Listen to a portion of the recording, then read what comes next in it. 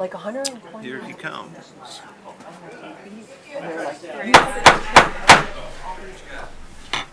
Good evening, good people. Welcome to the City of Muskegon City Commission meeting, our general session for June 14th, 2022. If you'd like to address the City Commission this evening during public comment period, you may complete the comment form at the back of the room and submit it to our City Clerk, Ann Misch. On the form, please provide your name, home address, and the topic on which you'll be speaking. When it's your time to speak, I'll acknowledge you and you'll come to the podium, provide your name, and give your remarks. Note, I will not share your address publicly, nor will I ask you to announce your address before public comment, unless you so choose to do so. Throughout our commission meeting, let's maintain decorum and remain respectful of one another. Visitors to our meeting should refrain from making remarks from the audience, and instead are welcome to sign up to give public comment at the podium when called upon. We are going to start with prayer, followed by the Pledge of Allegiance. You're welcome to join us by standing, and please remove any caps. And we have Pastor Matt Enigenberg from the Celebration Community Church. Welcome, sir.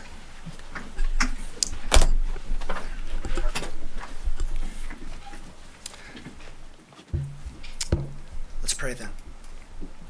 Lord Jesus, we thank you for the day that you gave us. It was beautiful today. Thank you. And God, we ask your forgiveness for not trusting in you as our only hope in life and in death. God, we look to you. We specifically pray right now for this meeting tonight and the leaders present. It's not easy to be a leader, and we ask that you might give them your wisdom as they represent the people here with your love.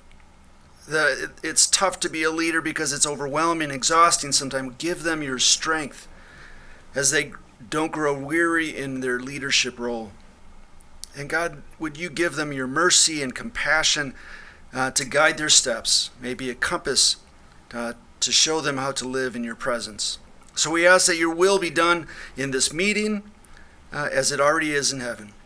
May all the noise of this world fade away as we listen to your voice of truth as it guides and directs us. We pray this in your name. Amen. I pledge allegiance to the flag of the United States of America and to the republic for which it stands, one nation, under God, indivisible, with liberty and justice for all. Thank you, Pastor.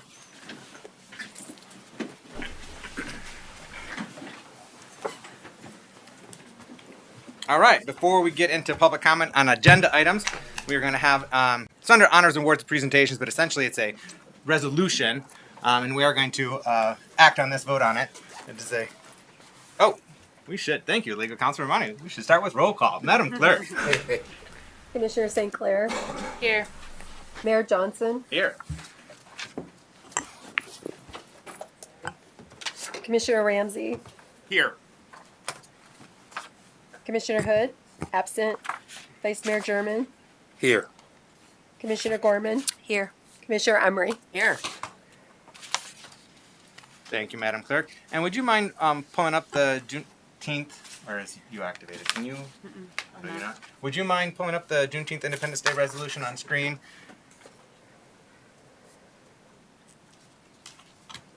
So this is something Vice Mayor German and I had worked on, a lot of his work and me just some tweaking and finessing. Yeah. But Vice Mayor German, if you would do the honor of reading this resolution, Okay. Once we get it brought up.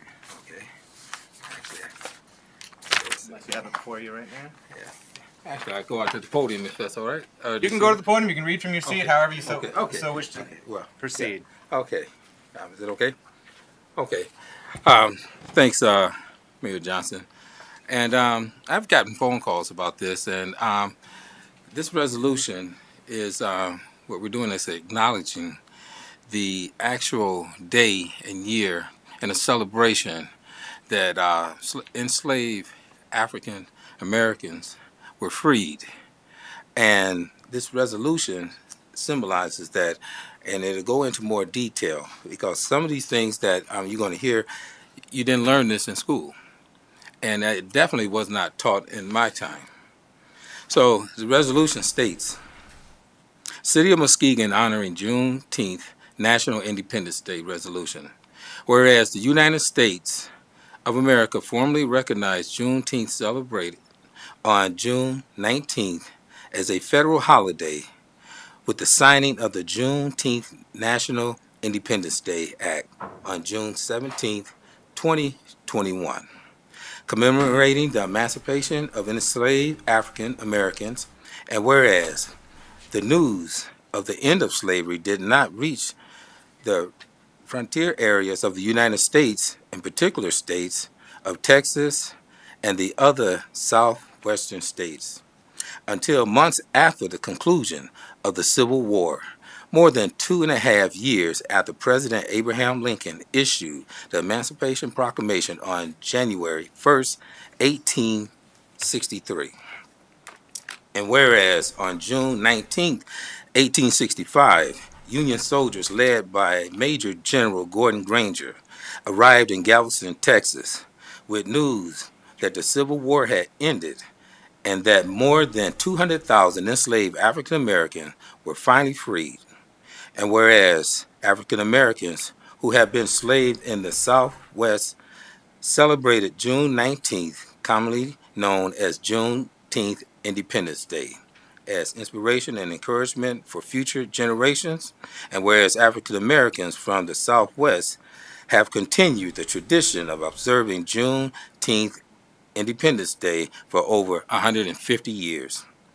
And whereas 45 states and the District of Columbia have designated Juneteenth Independence Day as a special day of observance and recognition of the emancipation of all slaves in the United States. And whereas Juneteenth Independence Day celebrations have been held in honor African American freedom while encouraging self-development and respect of all cultures. And whereas faith and strength of character demonstrated by former slaves and the descendants of former slaves, along with their great many contributions to America, remains an example for all peoples of the United States around the world, regardless of background, religion, or race. And whereas slavery was not officially abolished until the ratification of the 13th Amendment of the Constitution of the United States in December 1865, and whereas over the course of its history, the United States has grown into a symbol of democracy and freedom around the world. And whereas Juneteenth Independence Day provides an opportunity for Muskegon residents and all Americans to learn more about the past and better understand the experience that has shaped the United States and recognize the observance of the end of slavery as a part of the history and heritage of the United States of America.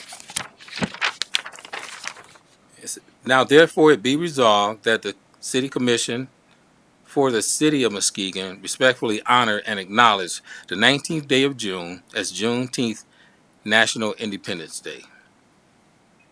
Thank you, Vice Mayor Yeah. German. And would you make a motion for us to adopt this resolution? Yes. Thank you, Mayor. I make a motion that we adopt the Juneteenth National Independence Day resolution. Support. All right, we have a motion by Vice Mayor German, supported by Commissioner Emery for the City of Muskegon honoring Juneteenth National Independence Day resolution. Any questions or commentary on this resolution before we proceed with voting?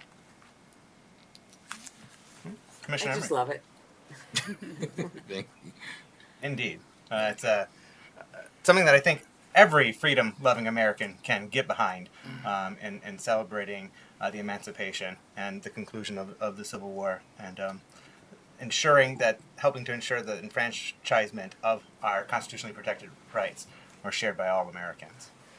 Yep. And still progress and work to be made in that regard, but And that was a seminal moment in our Many nation's thanks history. to the two of you, but Yeah, especially yeah. you, Mhm. for working on it and Yeah. wording it so beautiful. Thank you. And I was going to say also thanks to Mayor Johnson for his support and helping out as well. Sometimes good to have more eyes better than just two eyes. So thank you as well. Yeah, thank you, Vice Mayor, for working on that.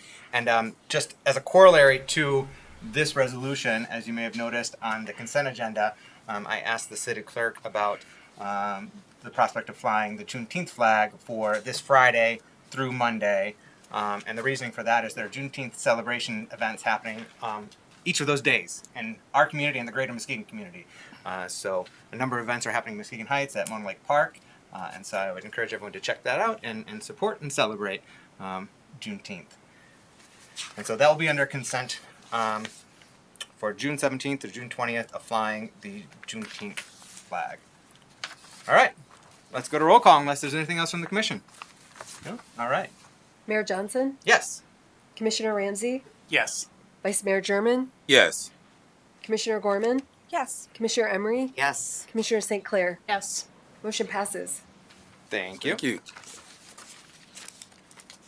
Now, we have public comment on any of our agenda items, whether that's consent agenda or in our new business sections. I don't have any slips for agenda items. I do have one for budget, but we're going to have a public hearing on the budget, so we'll bring that up during that. And we do got one for agenda items. And which group are you representing? McLaughlin Neighborhood Association. All right. So in that regard, you have up to 10 minutes to speak. And which agenda items are you speaking on? The moving of the house at 1761 Clinton. All right. The Welcome from the McLaughlin neighborhood. Our president of the McLaughlin Neighborhood Association, Randy Vanderwhite. Yes. Welcome. Good evening, everyone. Randy Vanderwhite, 1577 Clinton Street. And I'm going to speak to a few items, but maybe you guys have already responded to these on the consent agenda. So we are in favor of the move of 1761 Clinton to the corner of Larch and Terrace. So just on behalf of the Neighborhood Association, if there's any wonderings about that, we are in favor. Also, we are in support of the amendment to the contract with West Urban Properties for the ARP infill housing program dollars. So we're in favor of that list, and if it's passed, we'd like to make that available to neighbors and others who have interest. Also, we want to thank the city for doing the housing study and needs assessment. We appreciate that being done, and look forward to being a part of that process. I see that in that agreement that it talks about engaging the neighborhood organizations. I guess I'd also like to add to that the 3-in-1C, 3 neighborhoods, 1 community. And thank you also for putting in enough money to potentially do the add-ons later. Looking at those, I do think some of those add-ons that are mentioned would be beneficial if those were to be done. And then finally, we're in support, or I should say, I should speak personally for myself. I'm in support of flying the Juneteenth flag. So if that comes up for discussion, I do think that is great. And thank you to the city for being a sponsor of those events that are happening over this coming weekend. So thank you. Thanks so much for joining us, and very grateful for the work that you and your neighbors are doing in the McLaughlin neighborhood. All right. Is there anyone else that wishes to speak on an agenda item aside from the budget, which we'll have a hearing on? No? All right. Commissioners, you've had an opportunity to review the consent agenda. Are there any items that you wish to have removed for separate consideration and vote? Commissioner Emery. D. Commissioner Ramsey. J.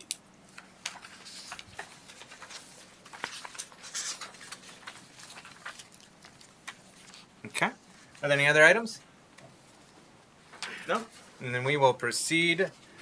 Oh, may I have a motion? Vice Mayor German. Yes, I move that we accept the consent agenda minus items D and J. Support. Thank you. We have a motion by Vice Mayor German, supported by Commissioner Gorman, to accept the consent agenda as presented minus items D and J. Unless there's any discussion, roll call, please. Commissioner Ramsey, Yes. Vice Mayor German, Yes. Commissioner Gorman, Yes. Commissioner Emery, Yes. Commissioner St. Clair, Yes. Mayor Johnson. Yes. Motion passes. Thank you. All right, Commissioner Emery. Item D, CSX salvage plan. I move to authorize expenditures not to exceed $28,800 for consultant fees associated with the removal of the CSXT owned track. Support. All right, we have a motion by Commissioner Emery, supported by Commissioner St. Clair to authorize expenditures not to exceed $28,800 for consultant fees associated with the removal of the CSXT owned track. Commissioner Emery. Is Director Evans here? Yep, he's back there. Oh, Yeah. you were hiding, huh? I was trying. I just, people are gonna ask why this extra expense. So is there a way, or can you explain it a little better? Or maybe, That may be better from. oh, It's my agenda item, actually. I didn't even look, so. So Leo probably won't really know the answer. Yeah. To this. You're off, you're scot-free. Sorry. He knows a lot of answers, though. Yeah. CSX reached out to us and let us know that as part of the process, they need to go to the Surface Transportation Board to get their approval for this abandonment and removal of the tracks. And as part of that, they have to do an environmental review. They were not aware that the environmental review is going to be so extensive. And once they learned that it was, they asked if we would share in the cost. So the total cost is $56,000, and we agreed to pay half, or this would agree to pay half if Yeah. you approve it. We're not foreseeing any more expenses to this, I hope. Not that I'm aware of, no. And this is a small amount that is covered in the contingency that we had in the original budget, so we should be Awesome. fine. Thank you. Sure. Any other questions or comments on this item? Commissioner Ramsey. Yeah, I just want to clarify, Manager Mixell, you did just say, but just so people understand, this is covered by the contingency that was built into the original plan, and it's not coming anywhere else in our budget, correct? Correct. Thank you. You're welcome. Anything else, commissioners? No? All right, roll call, please. Vice Mayor German, Yes. Commissioner Gorman, Yes. Commissioner Emery, Yes. Commissioner St. Clair, Yes. Mayor Johnson, Yes. Commissioner Ramsey. Yes. Motion passes. Thank you. Item J, request to fly Juneteenth flag. Commissioner Ramsey. Yes. I would like to make a motion to approve the request to fly the Juneteenth flag on June 17th through June 20th of 2022. Second. All right, we have a motion by Commissioner Ramsey, supported by Vice Mayor German, to approve the request to fly the Juneteenth flag from June 17th through June 20th, 2022. And I just wanted to, before I acknowledge you, Commissioner Ramsey, I just want to give some context that I've spoken with legal counsel as well as Manager Mike Sell with regard to our flag flying policy. And there is going to be, it's going to be forthcoming to our future Legislative Policy Commission meeting. It's anticipated to be in August, where we're going to review that policy and get further insights from legal counsel to help inform our decision making going forward. So we anticipate evaluating or reviewing that policy and how we might proceed. But that's just separate from tonight. But I just wanted to give that context, given some of the conversations that happened in the past. So, Commissioner Ramsey. What a great lead, and thank you, Mr. Mayor. I have no problem with our current flag flying policy. I think it's great. What I wanted to take this opportunity to do was to highlight a couple of things that came up in conversation at our last meeting when we voted to fly the LGBTQIATS 2+ progressive flag. And I just want to make sure that we're taking this opportunity for education so that we all understand why we sit up here and why we do what we do as representatives of our community. I support the flying of this flag. I think this resolution is wonderful. Thank you, Vice Mayor German. I wish Mr. Hood was here to hear this as well. Unfortunately, I do want to remind us of the conversation that we had not 2 weeks ago about this same exact situation. And what I want for you to be able to learn tonight, Vice Mayor German, is that the reason that I sit here is for representation, not based on race, ethnicity, sexual orientation, or sexual identity, but the intersectionality of those things and how every single individual in our community, our neighbors, our brothers, our sisters, our siblings, all live in a space of that. And that I get to celebrate those individuals by the flying of this flag for those 4 days. I would have been okay with more time. And I hope that one day you, Vice Mayor German, and Mr. Hood will be able to celebrate the representation of me and my community when we ask to fly a flag as well. This is an awesome opportunity for our city, and I'm so glad that we as a team can do these things to move forward. But at the end of the day, it means nothing if we aren't learning from these experiences and helping our community to understand how we can be more supportive, inclusive, and representative of one another in every day. With that, I'll pass. Thank you, Commissioner Ramsey. Given your remark, and everything well stated, thank you. Given your remark about flying it longer, it's your motion. Would you like to revise the dates of it? Or are you satisfied with? Oh, no, let's do a Right, week. Can okay. we do from a Wednesday to a Wednesday or to the end of the month? No, because that's... We can only fly one flag on that pole. So Then let's give them 2 weeks. Let's do this flag for 2 weeks, and then we can put the progressive flag, pride flag back up. I would 100% support that. I have no problem with sharing. How do I get another flagpole? we're going to be having that conversation in August, and there'll be a conversation whether we want a community flagpole. There's a lot of particular. Before you get ahead of yourself, there's a lot of. Okay, don't It's a email potential me. line- I do not know the specifics around that, but let's line the street with them and represent everybody all day. So, yeah, let's not get ahead of ourselves quite just yet. I have something to say too, Mayor. Yes, Vice Mayor German. Just a second. I want to get these dates clear, though. We're talking about the 17th. So if you did it for 2 weeks from the 17th through the end of the month, the pride flag would not go back up. Oh, then let's do that. I would like to amend my motion to fly from June 17th through June 30 or 31. June 30th. January, February, March. June 30. All right. That was supported by Vice Mayor German. Are you, do you accept the amendment? Or the To fly amended flag motion? at- To the fly end for of 2 the month. weeks. Yeah. From 17th Yeah. through the end of the month. Yeah. All right. So now we have that motion to fly the flag from the 17th to the end of the month. We got that cleared? Vice Mayor German. Yeah. Thank you, Mayor. And thanks for making that motion, Commissioner Ramsey. And to the point that you stated about the pride flag, I do hear you. And these are things that we really need to sit down and talk and get a better understanding and talk about things. And as a opportunity to understand more and learn, because sometimes if you don't understand things, you don't see the whole logistics about, what it involves or what it entails. So I am more than open to always sitting down with each and every one of you, but particularly you, Mike, Mr. Ramsey, Commissioner Ramsey. You can call me Michael. It's okay. Yeah, but thank you. Appreciate it. And thank you for this. This really is a wonderful resolution. Any other comments or questions from the commission? All right, we shall proceed with voting for flying of the flag from June 17th through the end of the month. Commissioner Gorman, Yes. Commissioner Emery, Yes. Commissioner St. Clair, Yes. Mayor Johnson, Yes, Commissioner Ramsey, Absolutely. Vice Mayor German. Yes. Motion passes. thank you. Thank you.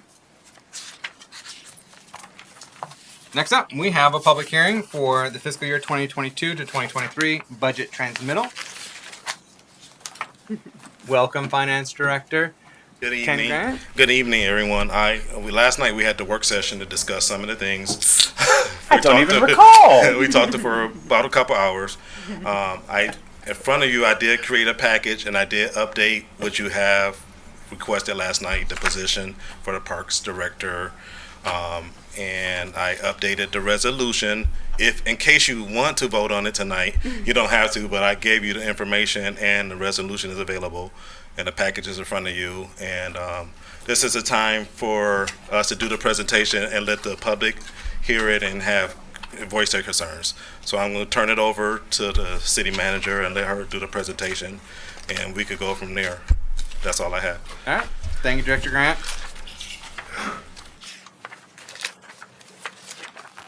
Madam Clerk, can you switch control to me, please? Sorry, I didn't let you know that earlier. All right. Nope. Okay, so starting out with the general fund, you'll note that property tax, income tax, and state revenue make up more than 50% of our general fund revenues. Wanted to note here as well that miscellaneous revenue consists of over 80 different categories. That's why it's a large piece of the pie, but labeled as miscellaneous.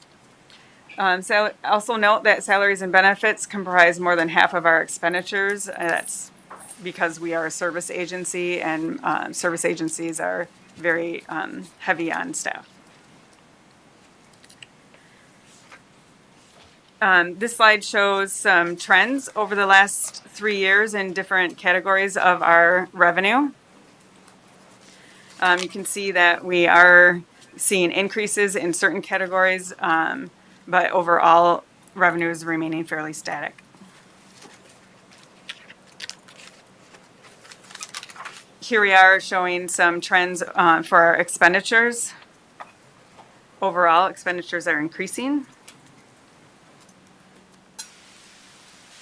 Here's another slide that shows some trends over the last 3 years. This one shows a breakout of different departments and the percentages that those are in the expenditures. One takeaway from these is noting the increased percentage of expenditures required for our pension obligations. It was noted last night that we are working with MERS to try to smooth those costs over the next 14 years because the expectation is that over the next 5 years we will have quite a spike in expenditures for that.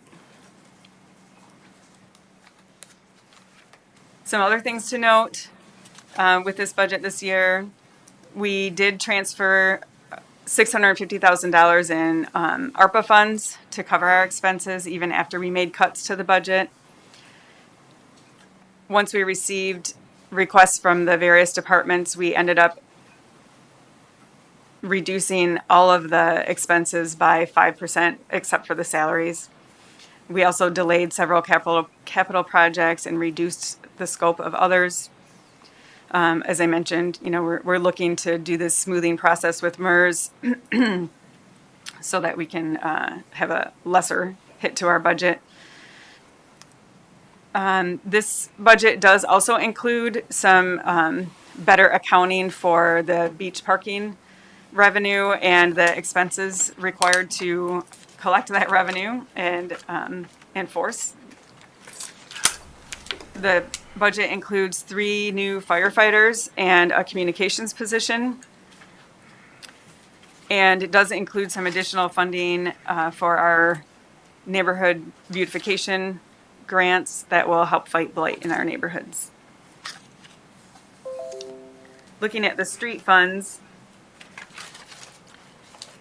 you can note the projects there that are being funded this year, and make note of the local streets that the expenses are larger than our revenues.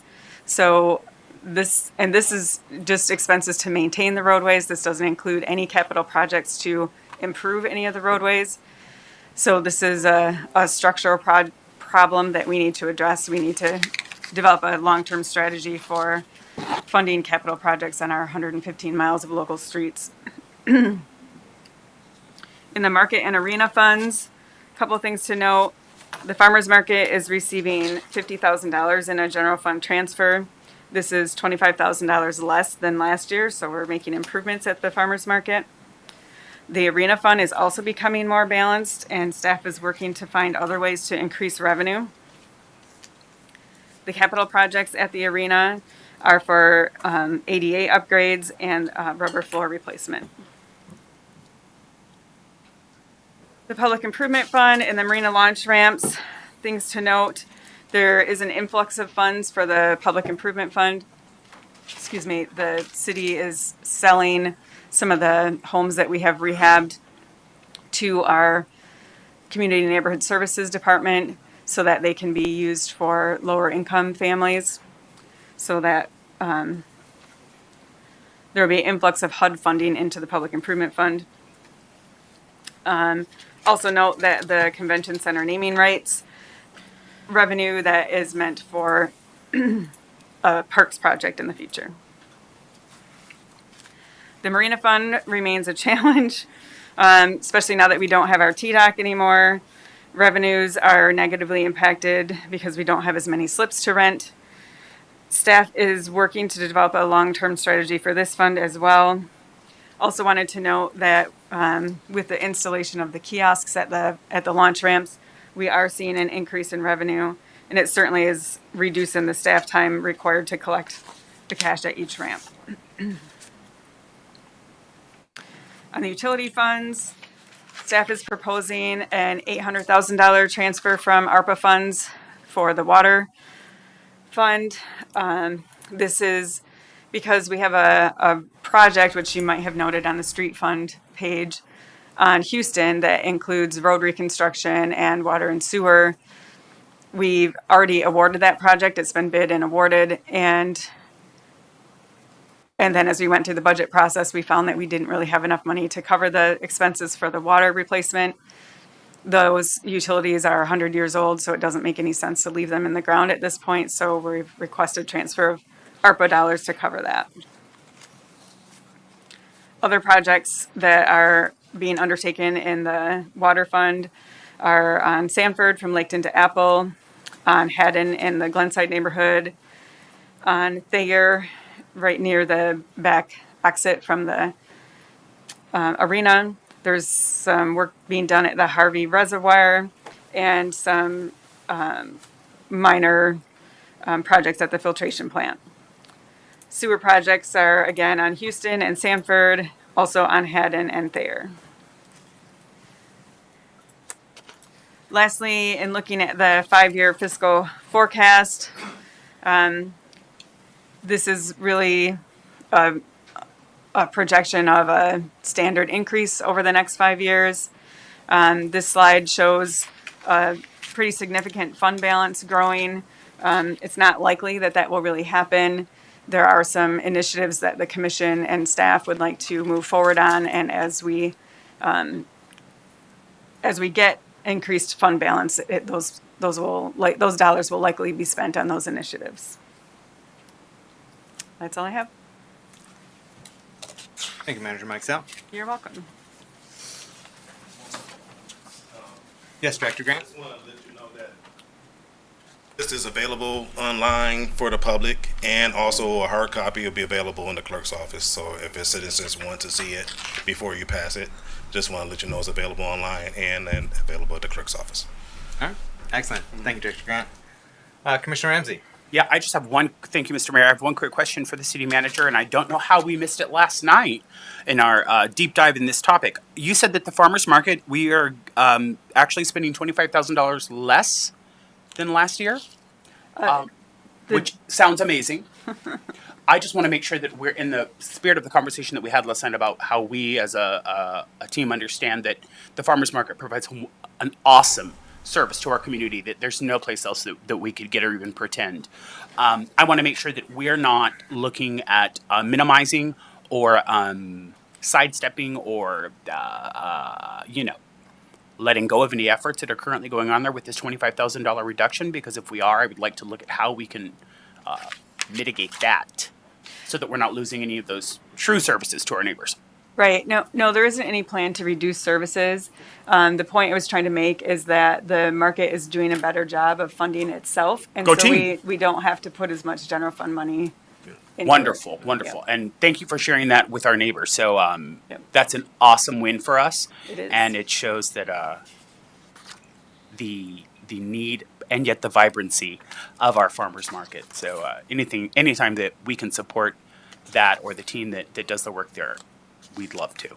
Absolutely. Our Thank farmers you. market is incredibly important to our community, particularly given that we are in a food desert. Right. And so being able to provide that fresh food and produce to our community is Yes. so important. And we have double up food bucks at our farmers market. So you can come down to our farmers market and get $2 for every $1 on your EBD card. But with regard to that reduction of the general fund transfer and subsidy for our farmers market, that is in large part to our city clerk and her team with the fundraising events that they do there to help reduce that general fund support. And so kudos to you and all your colleagues that make that happen. And there is a food truck rally this Wednesday. The proceeds from our food truck rallies do help support our farmers market. And so, Ann, could you very briefly, I know I'm going on a little bit of a tangent, but could you very briefly discuss the farmers market food truck rallies and what dates they are? We've got one this coming Wednesday, and there's two more later in this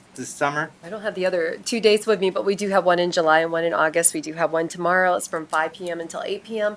We have 20 food trucks that will be on site at the farmers market along with West Side Soul Surfers. And not only that, we also have street performers down Western Avenue from 6 to 8. So downtown is really going to be happening tomorrow. And we have adult beverages. It's going to be, it's a great time every time. Excellent. Yeah. Thanks so much, and I'll be looking forward to joining you tomorrow evening. And come and buy tickets from us. I'll be one of the ticket sellers. Commissioner Ramsey. Yeah, I'm not going to belabor this either, but I would love to see, and I know that this should have been brought up under new business, but the mayor didn't, so I'm not going to either. I would love to hear a presentation at our next work session or something thereafter about all the great stuff at the farmers market. I know that there's been a ton of stuff that's scheduled for the summer, and just so that our neighbors are aware of what's going on, and we can celebrate the efforts made by you and the team, because again, it's such an important aspect of our community. And I think that's a great idea. I mean, the idea is mine, but I still think it's great if it was someone else's. So thank you, Mr. Mayor. I'm done. Thank you, Commissioner Ramsey. Commissioners, any other questions or comments right now before we go to public comment? Because this is a public hearing. Commissioner Gorman. So, just to be clear, so this budget represents the Parks and Rec director position that we discussed last night? Okay, and then as well as the 3 additional firefighters and the communications position? Yes, Thank you. It does.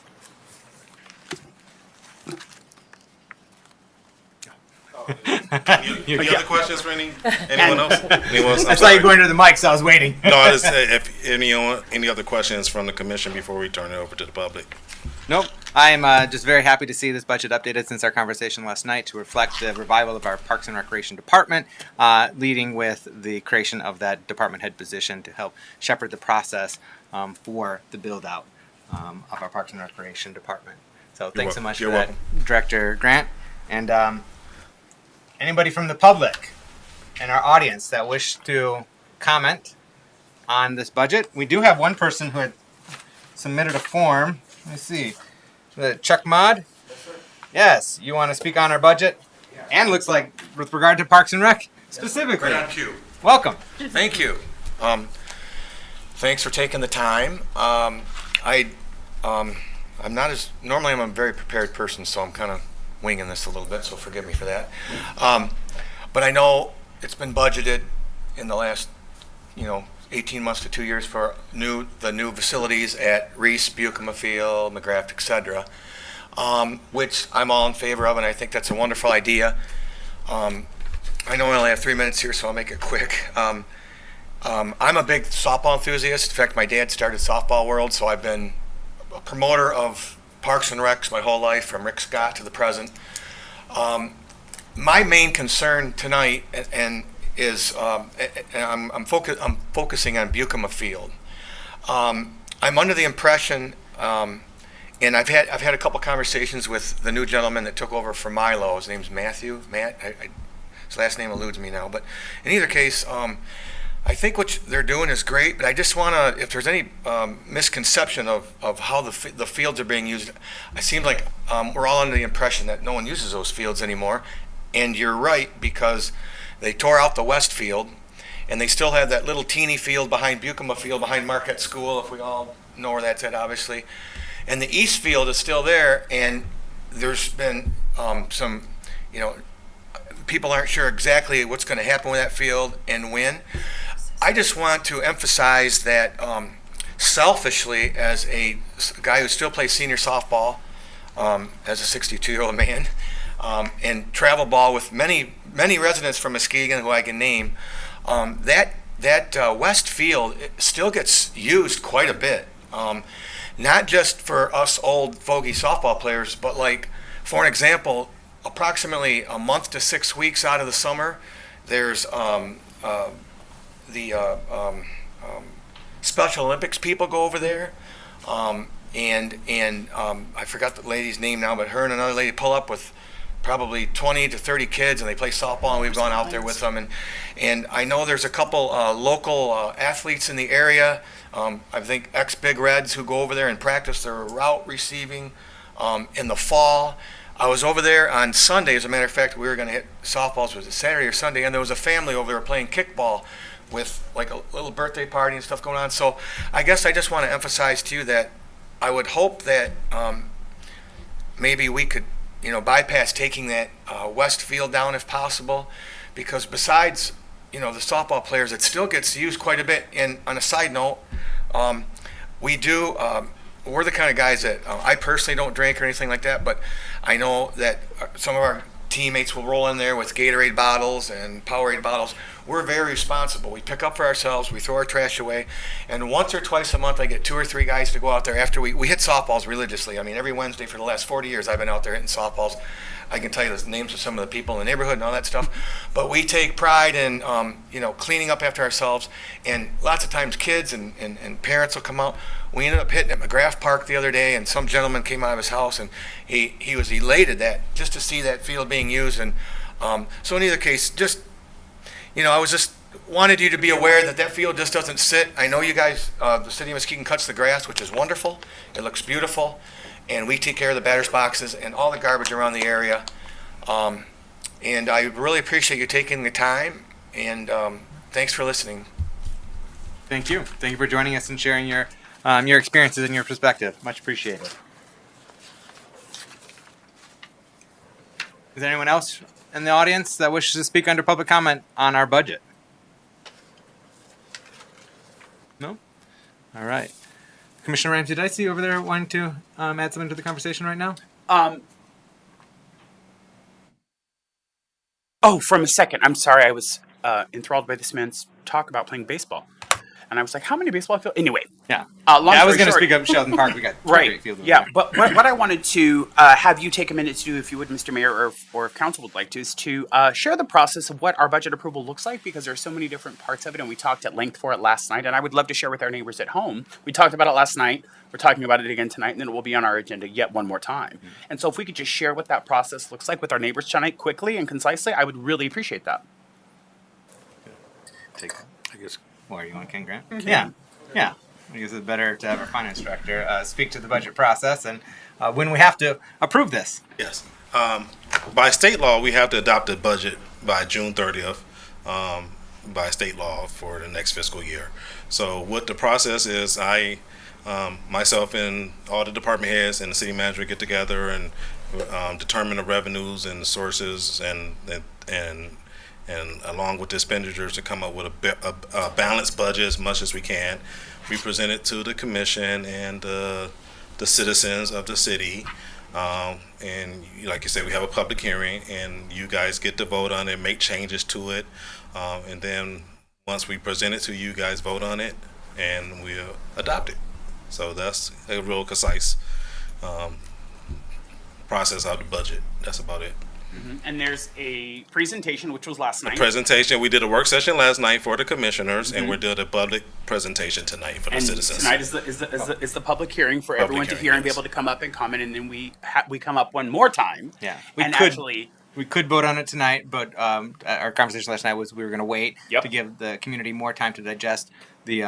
It's available online, and there's a copy available at the clerk's office. Yes, and so then there's still one more time that it comes up before us for us to make any final viewings of it, and then to vote on it to pass. Yes, the expectation is that this will be on our agenda for adoption on June 28th.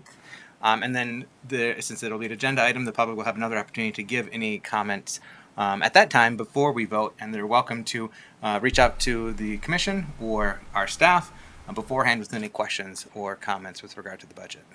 Absolutely. I just think it's important to share things like that because, last night I made the joke about me not being a numbers person, so I always come to Teresa and you, Mr. Mayor, for numbers because they jump off the page at you guys. And if there's things that I don't understand, you're always available to explain those to me in a way that I can. And I thought, I wonder if other people feel that way just about the process in general, because if you look at all of those lines that Director Grant is able to work with and share with us in such a concise way, that can be daunting. And if you're a neighbor that doesn't understand any of that or why, this is what happens and how. And so I just wanted to take a second to share that little tidbit of education And So citizens thank you. can reach out to me if they have any questions, or city manager, or you guys, and you can forward them to me anytime. All right. And would you mind providing your email address? Ken.grant@shorelinecity.com. Okay. Thank you. Thank you, Director Grant. Director Grant. Math is hard. All right. Thanks so much to you and your team and all our department heads and everyone that's involved with the budget process. Can be quite a intense and laborious process. So it is much appreciated. And thank you, commissioners, too, for your deliberations last night and good conversations. I'm happy to see that this Parks and Recreation Director position and the build out of our Parks and Recreation Department will be progressing. And then I'm thrilled to see 3 additional firefighters as well being hired. So we can get up to that 9 per shift. So I'd love to see that progress as well. And communications. I'm so excited about the new communications position so that we can better communicate the great works that are happening at City Hall and further that engagement and welcoming of input from our community to help inform the decisions that's happening here and the vision that we're carrying forward and implementing. So thank you all. Now, may I have a motion to close the public hearing? That's all. Motion to close the public hearing. Support. All right. We have a motion by Commissioner Ramsey, supported by Commissioner St. Clair, to close the public hearing. Any discussion? No. All right. Roll call, please. Commissioner Emery, Yes. Commissioner St. Clair, Yes. Mayor Johnson, Yes. Commissioner Ramsey, Yes. Vice Mayor German, Yes. Commissioner Gorman. Yes. Motion passes. Thank you. Next up, we got new business. Several items on here. First one is concession agreement for BNS Bikes. That is being led up. Welcome, Mr. Vanderhyde. Thank you, Mayor. Thank you, Commissioners. The item before you is a concession agreement for consideration with Mr. Benny Edwards of BNS, or Believe and Succeed Bikes. And he is proposing to place a bike rental location at Premarket Bath House. They are bikes that are unlocked using an app. They're similar to the United Way bicycles that were available downtown last year, if you remember those. And more details in the proposal they're included in the agenda. And otherwise, I'd be happy to answer any questions. Thank you, Mr. Vanderhyde. Commissioner, so we may proceed with discussion. May I have a motion? Motion to approve. Staff to authorize to enter into concession agreement with Benny Edwards of BNS Bikes at the restroom building in Pierre Marquette Park for bike rental concession for 2022. Support. We have a motion by Commissioner Ramsey, supported by Commissioner Emery, to authorize staff to enter into a concession agreement with Benny Edwards of B&S Bikes at the restroom building in Pierre Marquette Park for a bike rental concession for 2022. All right, Commissioner Ramsey. Yeah, I'm going to jump the gun for Vice Mayor German and ask if Mr. Edwards is in the audience so that he can come up and talk about this if he is. I thought I had your back, Willie. Sorry. So this is a bike rental at the beach, and I just have questions about. We've had a couple of rental situations pop up over the last 8 months, and so how does this affect or play with those? Have there been any collaborations or relationship building between all of the wonderful opportunities that are now jumping up around our area? And you said the United Way bikes that were downtown last summer, are they no longer downtown? That is my understanding. I did not know that. Did anybody else know that? No. Go ahead. What do we know about BNS? You said Oh, I'm sorry. Yes. The bicycle concession from last year chose not to renew. That was through Lake Effect. So this will be the only traditional bike rental at the beach this year. okay. Thank you so much. Commissioner Emery. You supported this. I'm giving Oh, you no, an no. opportunity to just ask questions. Yeah, no, I'm Or good give with it. input first. I actually talked to Andrea from Lake Effect and just to verify that she wasn't wanting to go back out there, and she said it's all good. So this is just the traditional bikes, not e-bikes or e-scooters. Okay. Correct. Gotcha. And then what are the terms? I didn't see the terms in the agreement. Nope, my apologies. They would be $1,000 fee plus 5%. Okay. The standard. Yeah, the standard That's been routine. for the beach. Yep. Yeah. Mhm. Okay. Commissioners, do you have any other questions or input on this? I have one, but I don't. It's not for him. But when we talk about terms, we also talk about the season for the concession season of 2022. What does that season run? If we're experiencing fair weather, how do we extend that? Who does that? What's that? Do we just say it's like April 1 to September 30? There are 30 days in September. Yeah, we really leave that up to the concessionaire. Certainly, any time that the winter happens and the season turns over, in the sense that we go into 23, that we would either seek a new concession or roll into a new year of a multi-year concession. But if the bike rentals were out there until the snow flies, that would be their right. Yeah. Thank you. I would think they'd be welcome, through year end if they wanted to Right. navigate Sure. those wintry conditions. Why not? But as we look at tidying up the processes and procedures and ordinance that go down there at the beach to keep our neighbors safe and to keep our local businesses safe, that might be something that we want to look at as well, as we continue to define the terms that happen down there, but really putting a date lock on the season, what's considered, so that as we negotiate, we have all parties have an understanding of what's expected of them, so that we can provide what's expected of us. I will say that we as staff have been working on a broader concession policy. The concession fee waiver form that we brought a few weeks ago was the first step in that process. We did not bring it yesterday due to a number of items on the agenda and the length of the meeting. Thank you for that. But that policy has been on my desk for a bit and will be coming to a future work session for discussion. Awesome. Thank you. Thank you. Any follow-up, Commissioner Ramsey? No. Nope. Commissioner St. Clair? How will these stations interact with the e-scooter stations? Maybe I'm misremembering, but I thought they were in the same sites. They will be near to each other. I spoke with Attorney Schreier today, and it's our understanding that because these are not electric bikes, they do not compete with that agreement. Okay. And there will still be room for people to come park their regular bike? I'm just seeing it potential to have a lot of stuff happening right there in that space. Yeah. We won't lose the bike racks.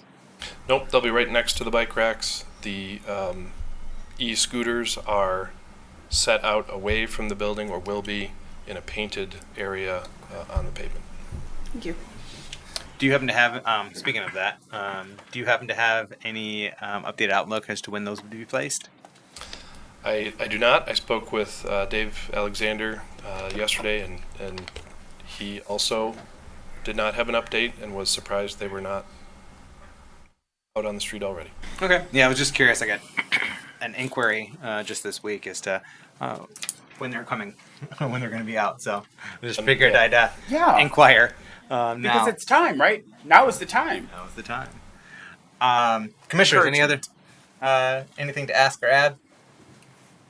Nope. All right. We shall proceed with roll call. Commissioner St. Clair, Yes. Mayor Johnson, Yes. Commissioner Ramsey, Yes. Vice Mayor German, Yes. Commissioner Gorman, Yes. Commissioner Emery. Yes. Motion passes. Thank you. Next up, we have rezoning of 930 West Sherman. We have Planning Manager Mike Franzik to lead out on this. So they may proceed. May I have a motion, please? Move to approve the request to rezone the property at 930 West Sherman Boulevard from B2 Convenience and Comparison Business to B4 General Business. Support. Thank you. We have a motion by Commissioner St. Clair, supported by Commissioner Ramsey, to approve the request to rezone the property at 930 West Sherman Boulevard from B2 Convenience Comparison Business to B4 General Business. Mr. Franzik, welcome. Good evening. This was unanimously supported by the Planning Commission. Usually that means it goes on consent, but must have just missed that. So just a little bit about the background of this. The property owner The property's been really underused for several years now. It's been vacant, and they have an opportunity to develop storage, mini storage in the area, which still is needed. We see some other ones down the street, but there's still a demand for that. This is on the outskirts of the kind of that Henry and Sherman corridor, so really don't feel like we're losing much of a retail option. That building's not set up for retail, and there's a lot of other vacancies around there. So this seems like a pretty good fit. They would need to get this rezoning first, and then they need to go back to the Planning Commission for a special use permit. Thank you, Mr. Franzik. Commissioners, any questions or comments on this item? No? Seeing none, we shall proceed with roll call. Did you have something? No. Oh, I saw you starting to move your hand. Oh, no. All right. Thank you, Ms. Franzik. Roll call, please. Mayor Johnson, Yes. Commissioner Ramsey, Yes. Vice Mayor German, Yes. Commissioner Gorman, Yes. Commissioner Emery, Yes. Commissioner St. Clair. Yes. Motion passes. Thank you. Remember that we'll have to come back again. Oh, because we're missing one member. Yeah. So it'll be a second reading. Can that second reading go on the consent, though? Now, I have a question. What's that? Because it got unanimous at the planning. Oh, it can. You just said it can go to consent. Yes. Okay, great. Yeah. Yeah. We're just if there's not all 7 of us voting affirmatively, then it requires a second vote with the majority of the commission to approve on the second vote. Right. Yeah. And so even if we have an absent member, that we're not reaching all 7 on that vote. Correct. So it will come back at the next general session for adoption on the consent agenda. But next up, we got another item that was also unanimously, the Denied. Planning Commission took unanimous action in denying the request, or denying, in voting to recommend denial, recommend the City Commission deny this request. Nonetheless, so that we may proceed, may I have a motion, please? I move to deny the request to amend section 404 of the zoning ordinance to create a height overlay district that would allow certain principal structures near or on Nelson Street to be built up to 3 stories or 45 feet in height. Support. We have a motion by Commissioner Emery, supported by Commissioner Ramsey, to deny the request to amend Section 404 of the zoning ordinance to create a height overlay district that would allow certain principal structures near or on Nelson Street to be built up to 3 stories or 45 feet in height. Mr. Franzik. All right, so this was an idea put forth in our Imagine Muskegon Lake Plan to have this area be allow homes to be built up to 3 stories, so we can have people on Nelson Street take advantage of the lake views. So we brought it forward. We did send out notice to everybody in that whole area, more than the required 300 feet. So many people were noticed. We actually, I offered to speak at the neighborhood association. I didn't hear back from them for a few weeks, so I checked back, and they said they didn't really. They felt like they were asking. I was asking for them to give a nod of approval or something. I'm not really sure what was going on. I was just basically offering to speak to them to educate what was going on. So we didn't get that process, but I did want to bring this forward at this time because we have another property owner in a vacant lot down there in Nelson that is proposing a 3-story home. And I know we had a couple builds down there in the past couple years, so I figured it would be appropriate to bring this now to see if there was a willingness to do so. So this couple could build their 3-story home. We did get quite a few turnouts at the Planning Commission meeting. There was quite a few people opposed. I will say most of those people did live in Harbortown.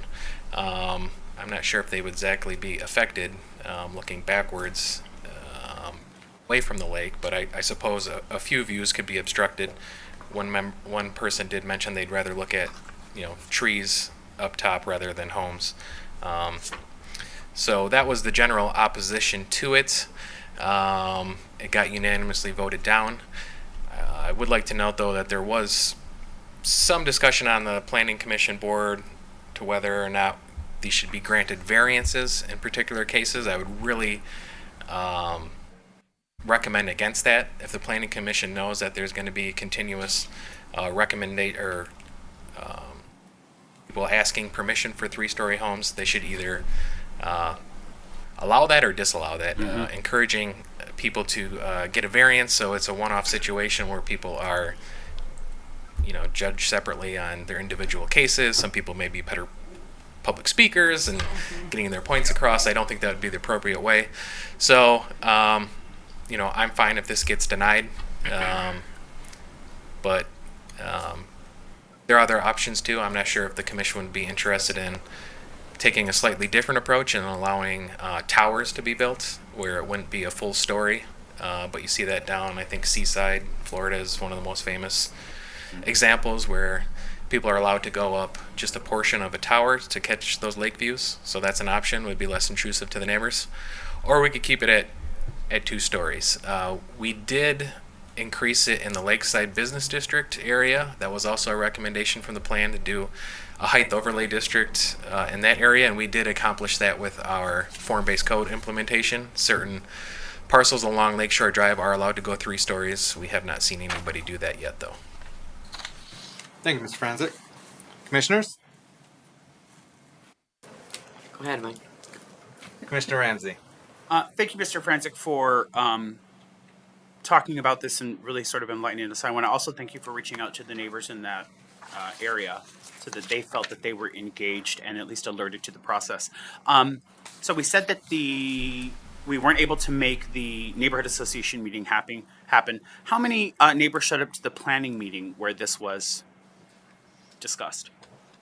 We probably... And I don't need like a head count, but was there representation from the neighbors? I'd say about 7 or 8 people spoke against it. Do we happen to have a map of Nelson Street and what this looks like and where we're talking about?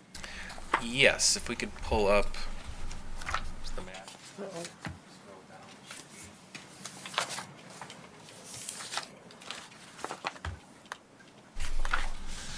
The reason that I'm asking for a map is because you said that some of the neighbors that have issue with it, their view of the lake wouldn't be impacted anyway? Well, some of the ones in Harbor Town, the focus of the homes is on the water. What would be built up would be on Nelson Street behind them. Behind them, yeah. So. And I also want to commend you for your not supporting the thought of having an individual. What are concessions? Variances, yeah, because that's exactly how we get into looking like we're playing favorites, and we can't have that. So thank you for that. I just want us to better understand, and for our neighbors to better understand what we're looking at and where it is exactly. You'll have to scroll down a little bit. That's the Imagine Muskegon Lake plan, and as you can see... So this would be right here as the proposed overlay district in the red. These would be the homes that would be allowed to go 3-story. They're mostly on Nelson Street. There's a few on the side streets like Simpson that would be included that would not block the view of anybody on beach. And literally these properties are either separated by a street and face each other, or are back to back and face out. So no one's view, except for the people who would benefit from this, is being obstructed. Yeah, I mean, you could run into a situation, I suppose, where people on the west side of Nelson Street may get blocked by someone on the east side of Nelson Street. However, those people would have a opportunity to go up as well, and they'd also be able to... They could turn around and look at Lake Muskegon. Yeah, they could look at Lake Muskegon.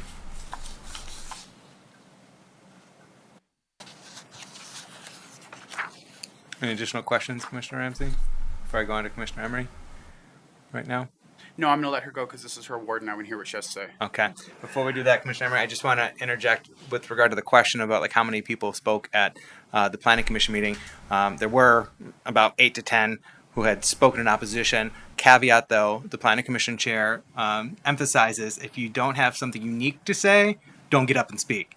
So there were quite a few more people in the audience that weren't opposed to it, but weren't going to get up and speak and just say the same thing because the Planning Commission chair says, don't do that. Who were opposed? Who were opposed, yeah, okay, yes. There are quite a few people in this audience that were opposed, and I'd also gotten several additional... I'm surprised they're not here tonight. Well, I think they thought it was a done deal when it was unanimously denied by the Planning Commission. Yeah, gotcha. But then I'd also received several emails and letters. And I don't know if those letters... We also received some emails and letters. Were they included in this packet too? or not? The ones that the planning commission received. I don't know if they No. made it in. We try to keep those in there, yeah. Okay. Commissioner Emery. Yes, I was pleased to see that the planning denied it, because the majority of the consensus was don't allow it. I got lots of messages, emails, phone calls. You know, the majority of those houses, they would be adding onto already existing homes. The one person that wanted to do it did email me and said it was they were the ones wanting to do the 3-story. My problem would be that if anybody else builds, which will happen hopefully, along Harbor Town, there's that whole stretch there where there's no houses yet. So they're gonna want to go 4 stories so they can see the lake above the 3 stories. So I will be voting no. So thank you.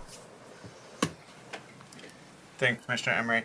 Yeah, that's one of the things that I heard as well, is the concern about the precedence or the slippery slope of that you expand the height overlay here, and then the next road wants to be expanded, the next road, and then just concerned about that spreading out. The other thing that I had heard is that some houses over there are already finagling their way to get that extra height, where essentially it's 3 stories, but it's like Lofted ceilings. it was lofted ceiling, but it was like the ground floor, the basement was essentially level, but in the basement, like recessed dune or recessed hill. And so there was concern about that. Like, we already have some houses that are look to be 3-story, but they're finding a way to squeeze into the existing zoning. So there was concern about, like, well, if you add 3 stories, well, then you're going to find people finding a way to get that 4th-story height. But just want to add additional context. Commissioner Ramsey. Great. I want to thank you, Commissioner Emery, for sharing that with us. I think that that's a crucial point to make. And I also wanted to make a little bit of a clarification, because a couple weeks ago we had a request in front of us to turn part of Jackson neighborhood to rezone a small parcel in Jackson to be business, so that someone could utilize it to put a business in there. And we all voted unanimously yes to do that, even though this audience was full of neighbors saying, please don't do that.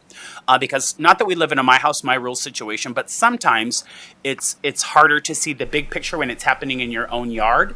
And I don't think we voted unanimously, because I misspoke. Commissioner German voted no. But I want to make the differentiation that the reason that I would vote yes for this and for that and no for this is because this is an area that is only neighborhood. There is no business in there along this stretch. And I do think that, like you said, it's going to become that moving of the goal line, that everybody's going to try to get those 2 extra inches on their house. But I know that is going to, if it was me, I would be like, that's weird that they say no to these people, but they were okay with putting a business in our neighborhood. And it's on the outskirts of Jackson Hill. And so I just want to invite anyone from those neighborhoods, Jackson Hill, to come out and have conversations with us or to engage us around the differences in the characteristics and idiosyncrasies between these 2 spots, and why we would vote yes for one and then not for this one. Because I think that's important as we talk about equity and understanding, that people don't see that we're letting all the, I'm going to try to say this in a way that is not offensive or pompous, this very nice, always positively favored neighborhood out in our beaches area get what they want, and essentially is how it looks to the outside. And yet the neighbors that are more of our urban core are told what will happen to them. And I don't want that to be a narrative that moves forward, so I'm going to invite everyone from that neighborhood to come out and talk to us. To me, michael.ramsey@shorelincity.com, so that I could share why I would vote the way that I did then and now. Because this is how that inequity happens, and I want us to make sure that we're recognizing that and explaining why, being held accountable. Absolutely. That is an important distinction to be made. I will just speak for myself as to why I had supported the rezoning, because of that one lot over on Yuba. I did too. That half of it, first of all, it's our lot, the city-owned lot, and so half of it was already residential, the other half was business, and so we were just unifying the zoning for our parcel. That was not, while knowing from my perspective I was okay with rezoning that, knowing that we control its destiny because it's city-owned and we can deny selling it.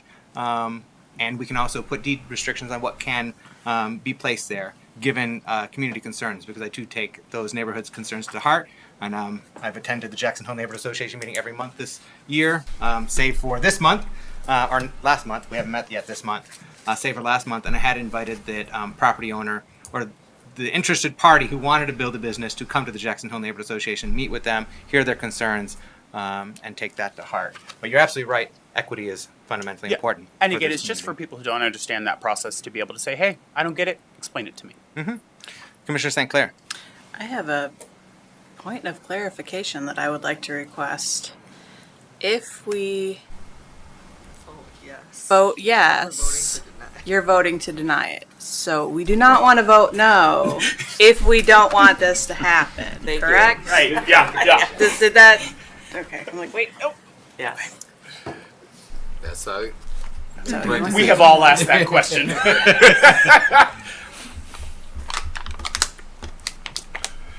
Any other questions or comments on this item? No? All right. Then to deny is a vote for yes. Roll call, please. Commissioner Ramsey, Yes. Vice Mayor German. Yes. Commissioner Gorman, Yes. Commissioner Emery, Yes. Commissioner St. Clair, Yes. Mayor Johnson. Yes. Motion passes. Thank you.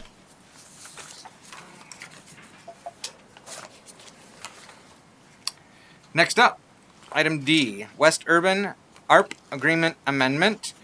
However, that is preconditioned on item E being approved.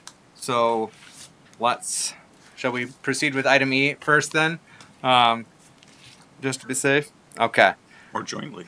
Or jointly? Okay.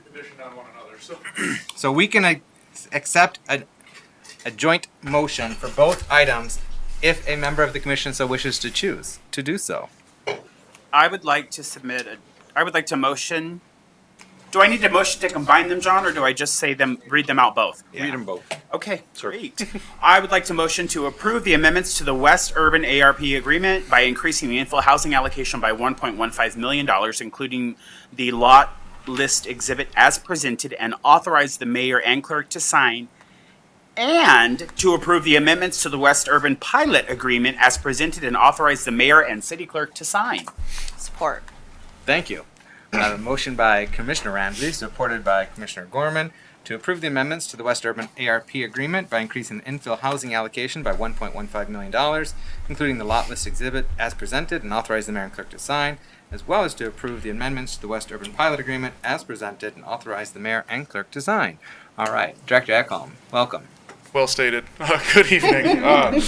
Yeah, so this one is, there's really three items that are all sort of interdependent, but it's good to handle these two at the same time. I appreciate everyone's time. So, as we've transitioned leadership staff, some of us have started getting involved in more projects and different projects, and over the course of time, the Development Services Division has been working with several builders, including Mr. Dusendang with West Urban Properties, and we're trying to sort of formalize where everybody's building. It's a really good problem to have. I kind of use the line, we're having like growing pains as opposed to dying pains, which is cool.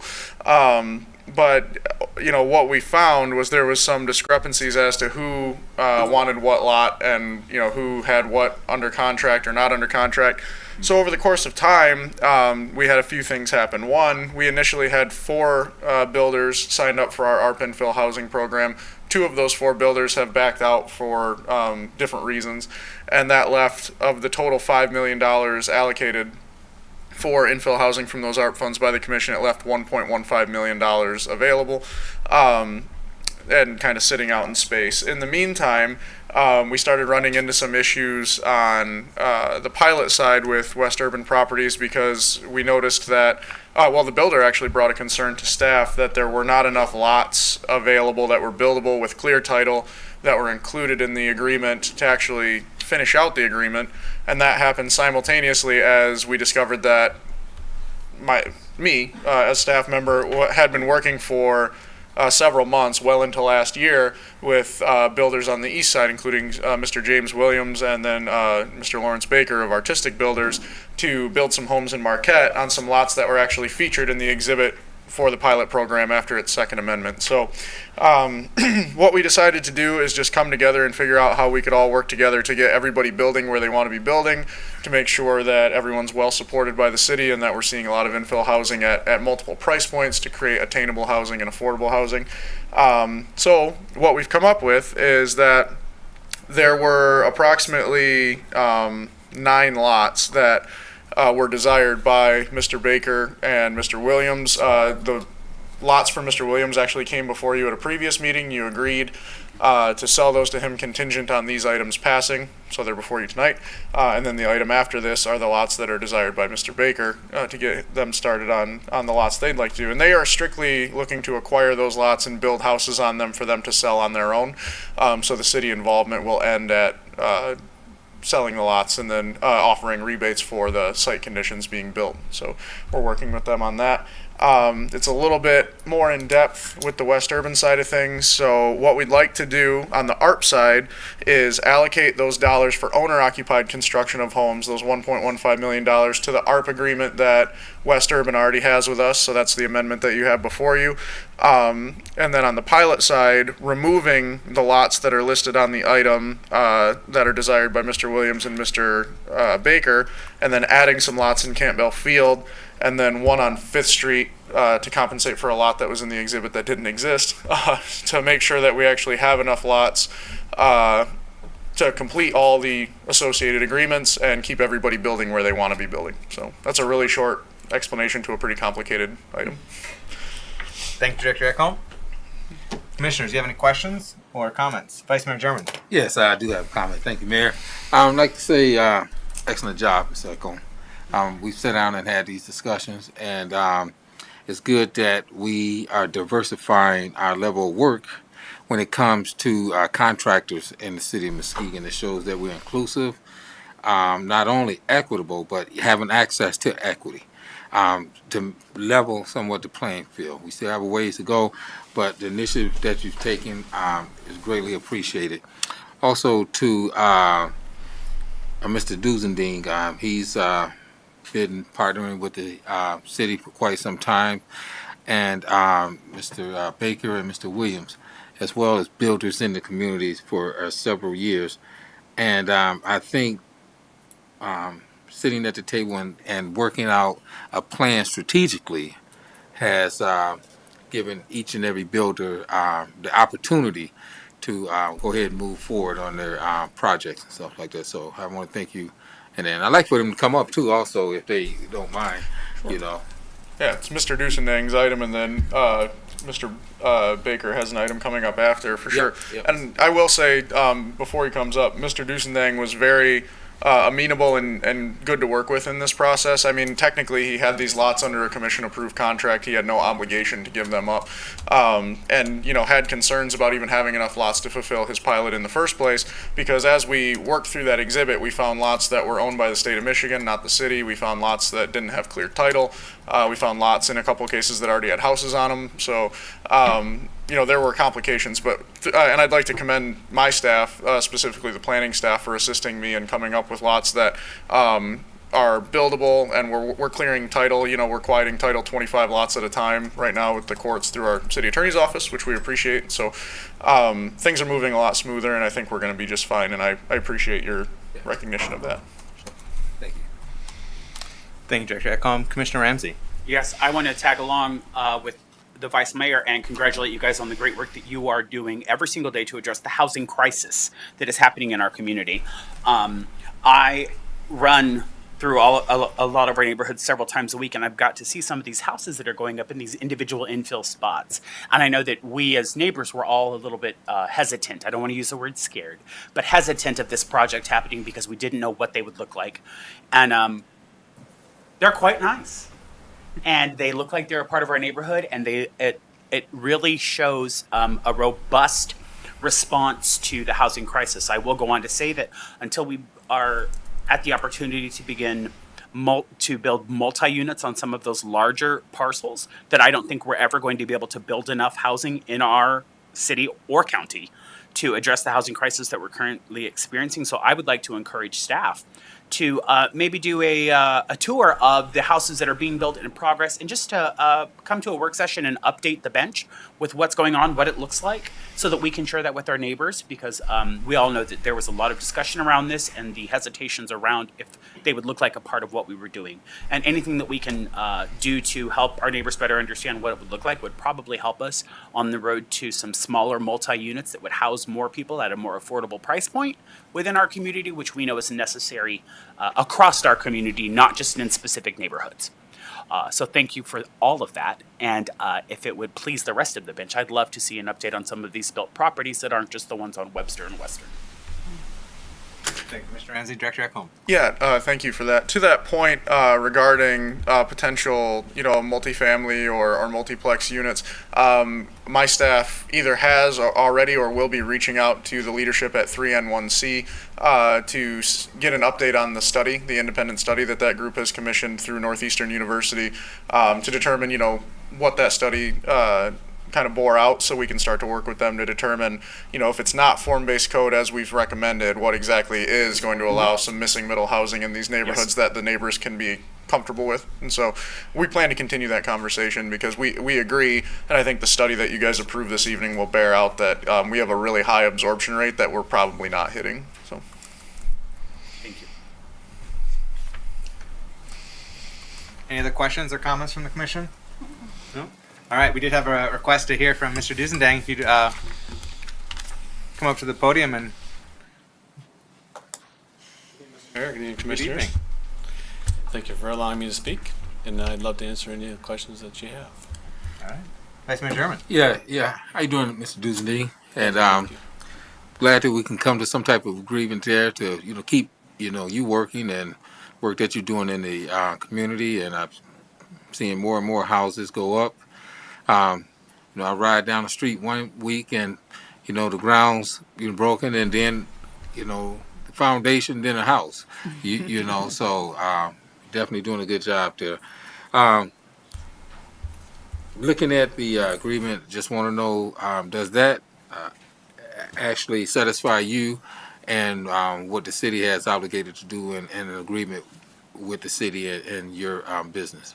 Yeah, actually, everything's in a working process. It's a process of elimination. We can't hit it out of the park on the first hit every time. In the past years, Frank and I revisited several times, and then still, after we thought we had it perfect, after going over more, I brought some attention to lots that weren't even existent by address. Some of them already had an existing house on them that people are living in. So just little mistakes that were missed, but we fixed them. And then, with Mr. Baker and Mr. Williams wanting to kind of continue their legacy over in Marquette. I'm not from Marquette, so I felt compelled that if they wanted to continue, especially being a minority builder, how can I help? And, those are if you look at my whole portfolio, those two lots that I did treat or give to them, those are the most desirable lots that I had in my entire portfolio.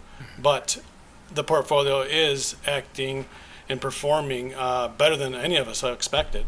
So that's how it was easy for me to say, what, if they're willing to continue to build over there, let's help them, and I can move over to a different area.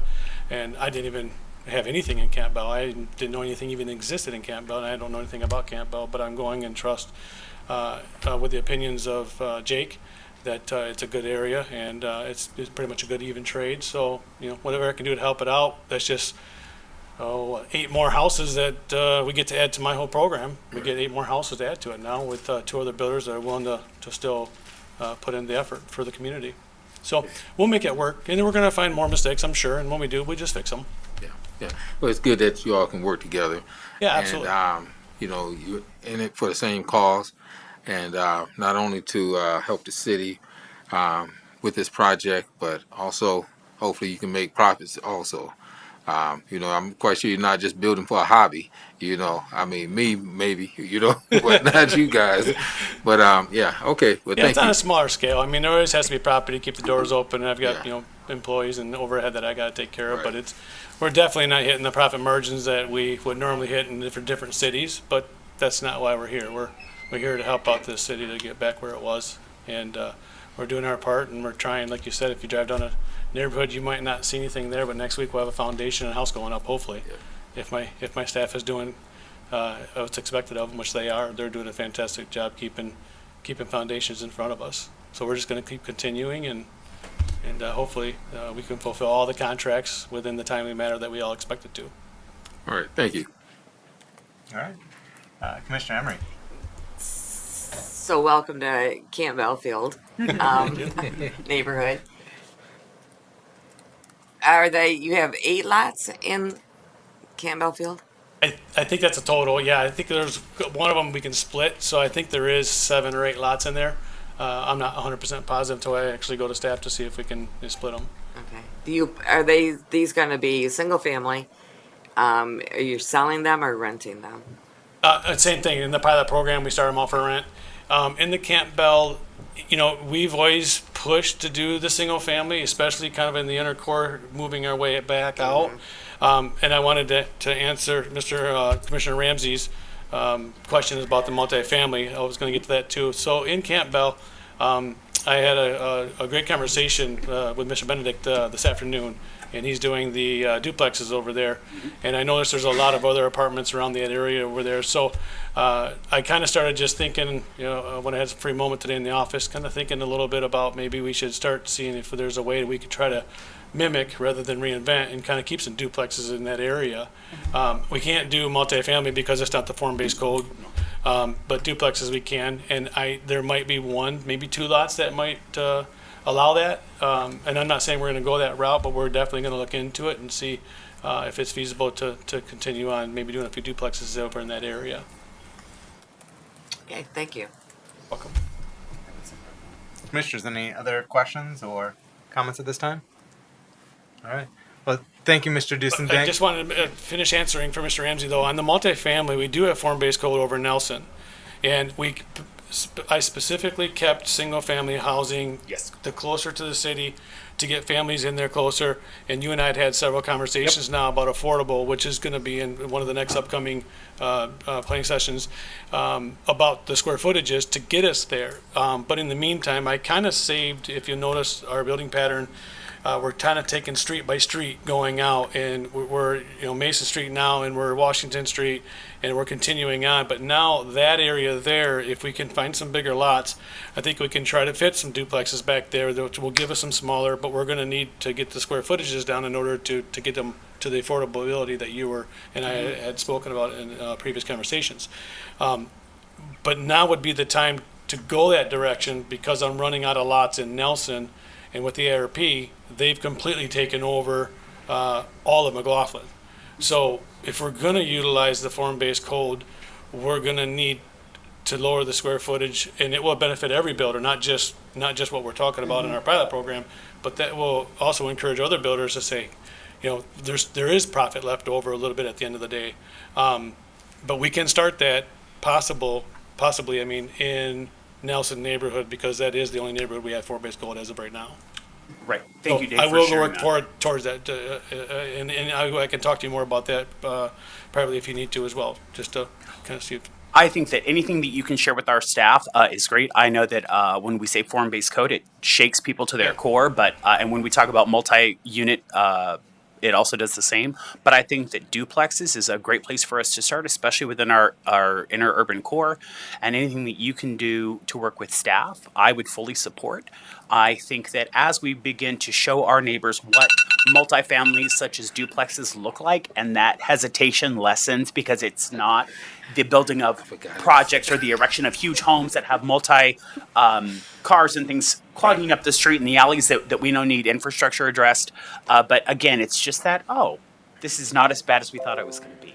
I also want to make sure that, we're not getting ourselves on a slippery slope when we talk about adjusting square footages and things like that. But I think that there are special variances that can be made for specific projects. And I think that you're spot on with the way that you're doing it. And I encourage you to continue to have those conversations about duplexes and multi-site within Nelson and outside where applicable. With staff, I would support that.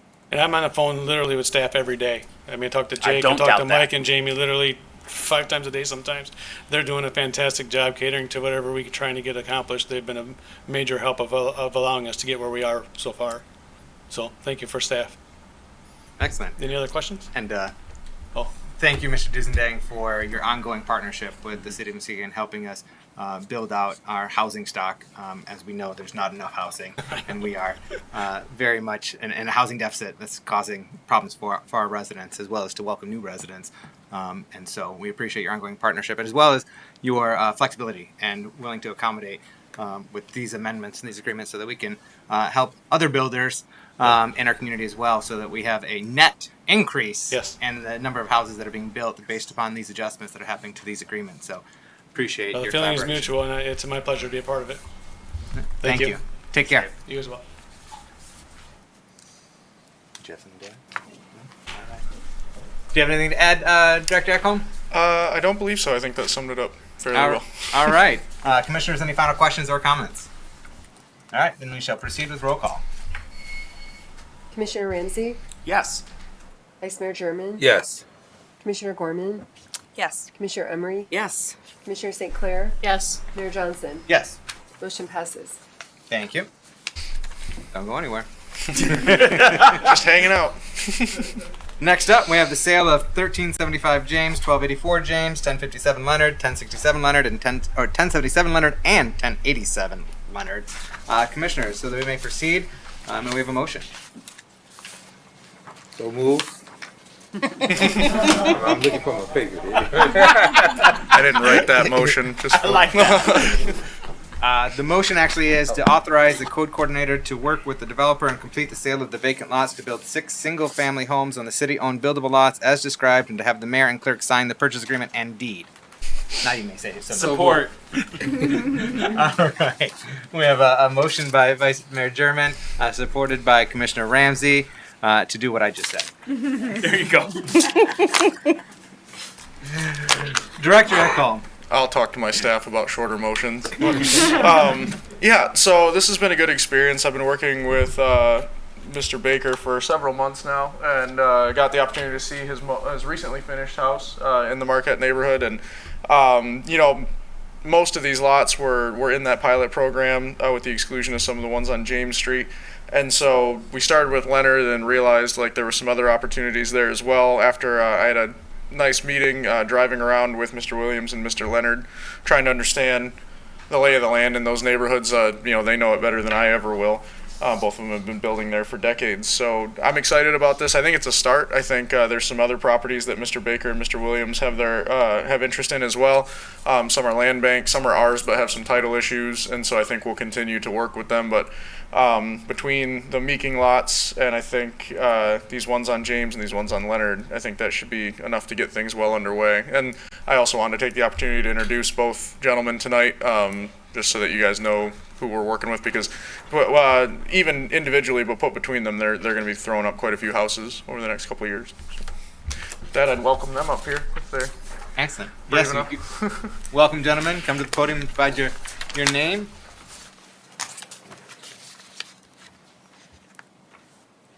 Good evening, Commission. My name is Lawrence Baker. I'm with a company called Artistic Builders. We've been around for a long time. We've built a lot of homes in the Muskegon area, rehabs into new construction, and just presently finished up one, and we're probably going to be closing on in approximately about a week.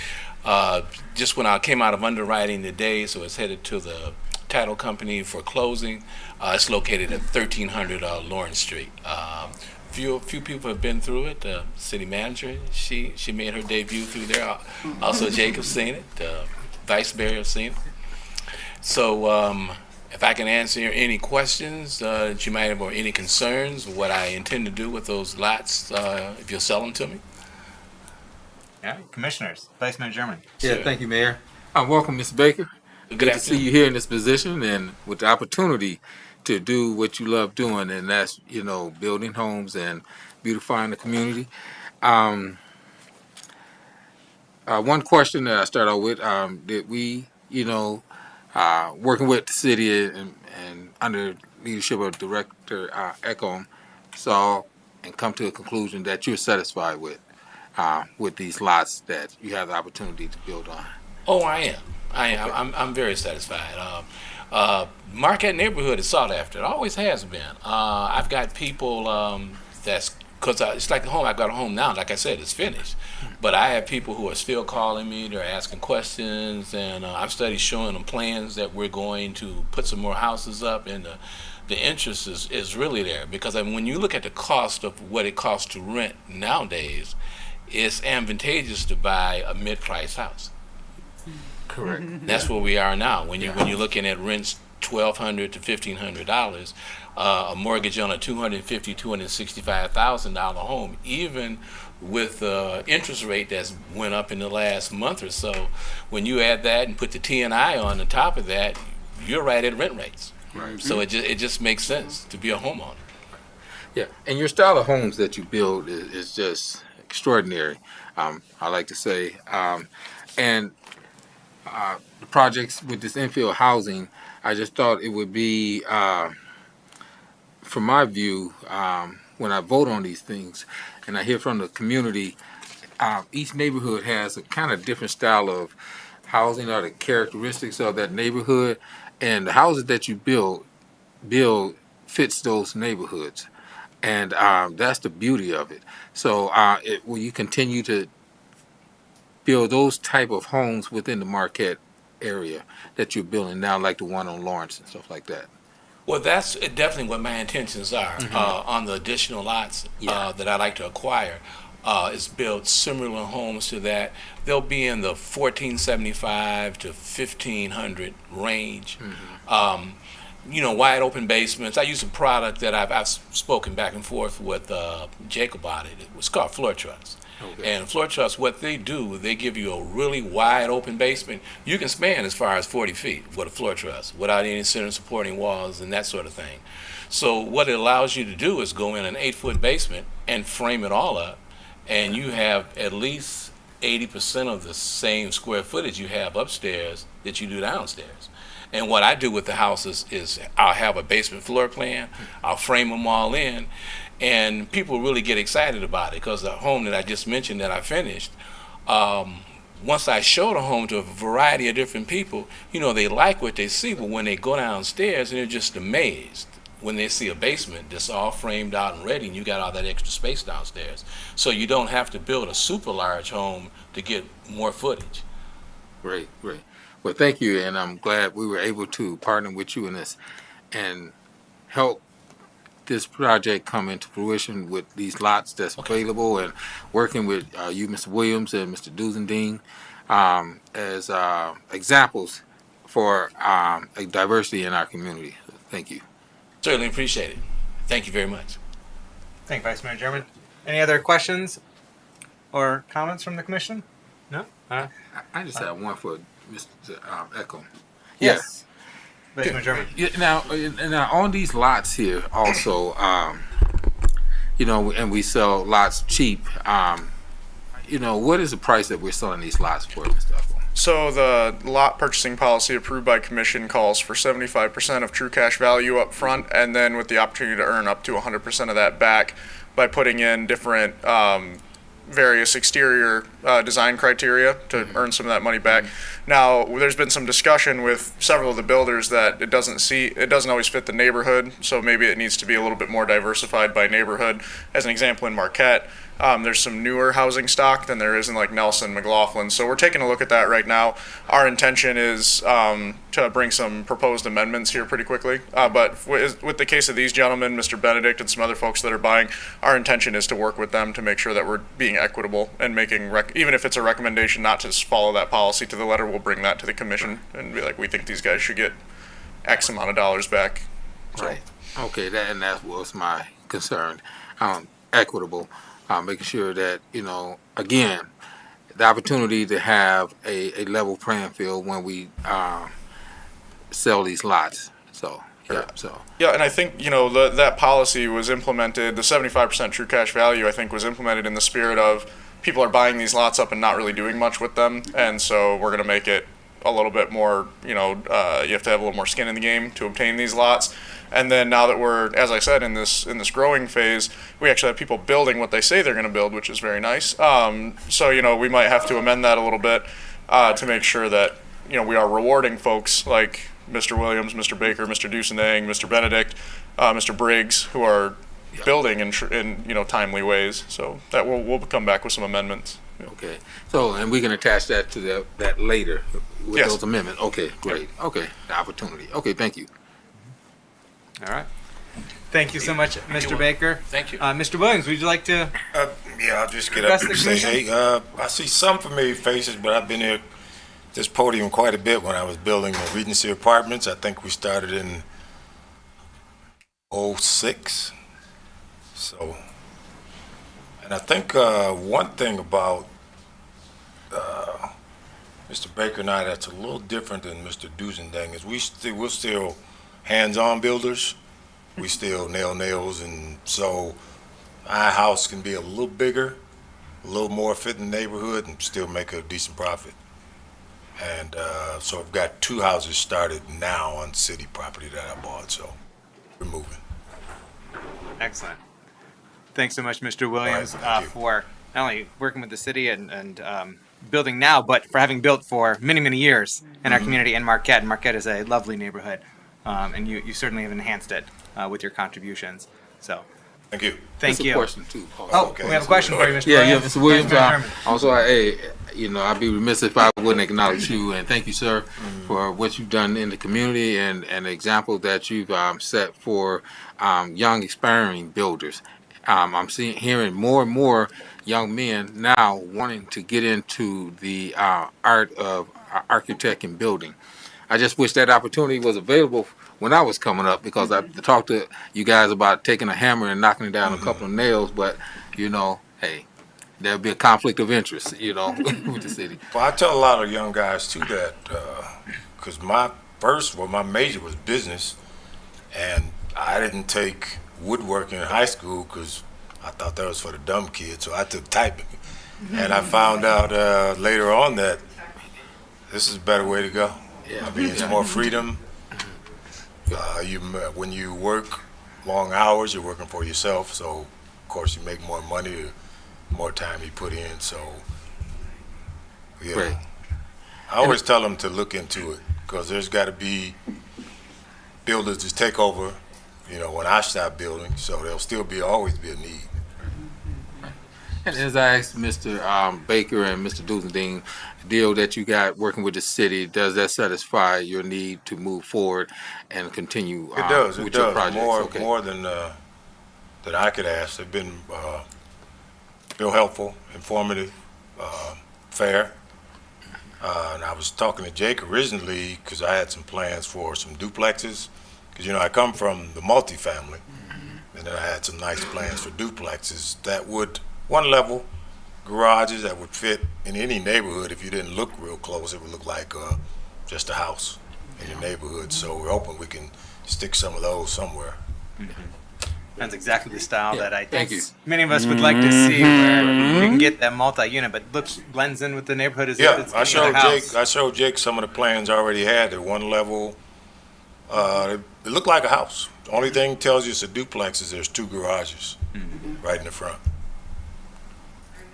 Excellent. But thank you, Any Mr. other Williams. questions or remarks for Mr. Williams while we have him here? No? Thanks so much, Mr. Williams. Commissioner Ramsey, did you have something? I was just going to encourage the further discussion, research, and development around duplexes at any opportunity. Excellent. Thanks so much, Mr. Williams. Thank you, Mr. Baker. Director Ekholm, do you have anything addition to add? I think that should about cover it. Like I mentioned earlier, I believe there's 6 homes proposed on 7 total lots. Some of the floor plans that Mr. Baker is planning to build are a little bit bigger, and so there's going to be at least 1 lot combination. So, just if you notice that discrepancy, there's 7 lots but 6 houses. All right. Excellent. Well, we are going to proceed with roll call then. Vice Mayor German. What's that? Oh, For okay. I can voting. hear you. Okay. Did you call me? Yes, I Oh, did. okay. I'm sorry. I missed that. That's Okay. all right. Yes. Thank you. Commissioner Gorman. Yes. Commissioner Emery. Yes. Commissioner St. Clair. Yes. Mayor Johnson. Yes. Commissioner Ramsey. Yes. Motion passes. Thank you.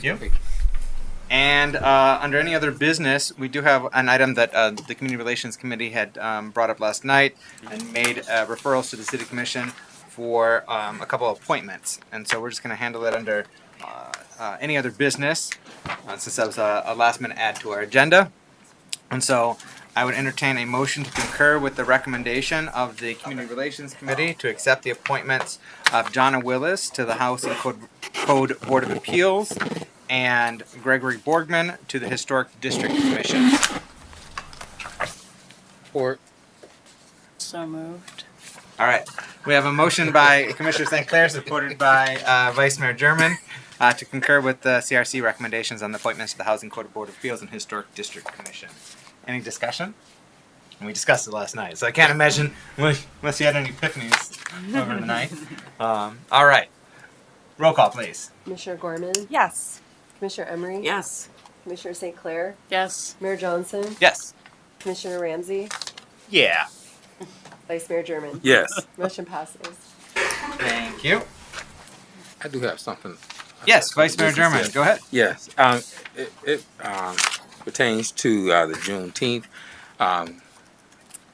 event. The Muskegon County Democratic Black Hawk is hosting a Juneteenth play at one of the oldest churches here in Muskegon, Bethesda Baptist Church on 575 Getty Street.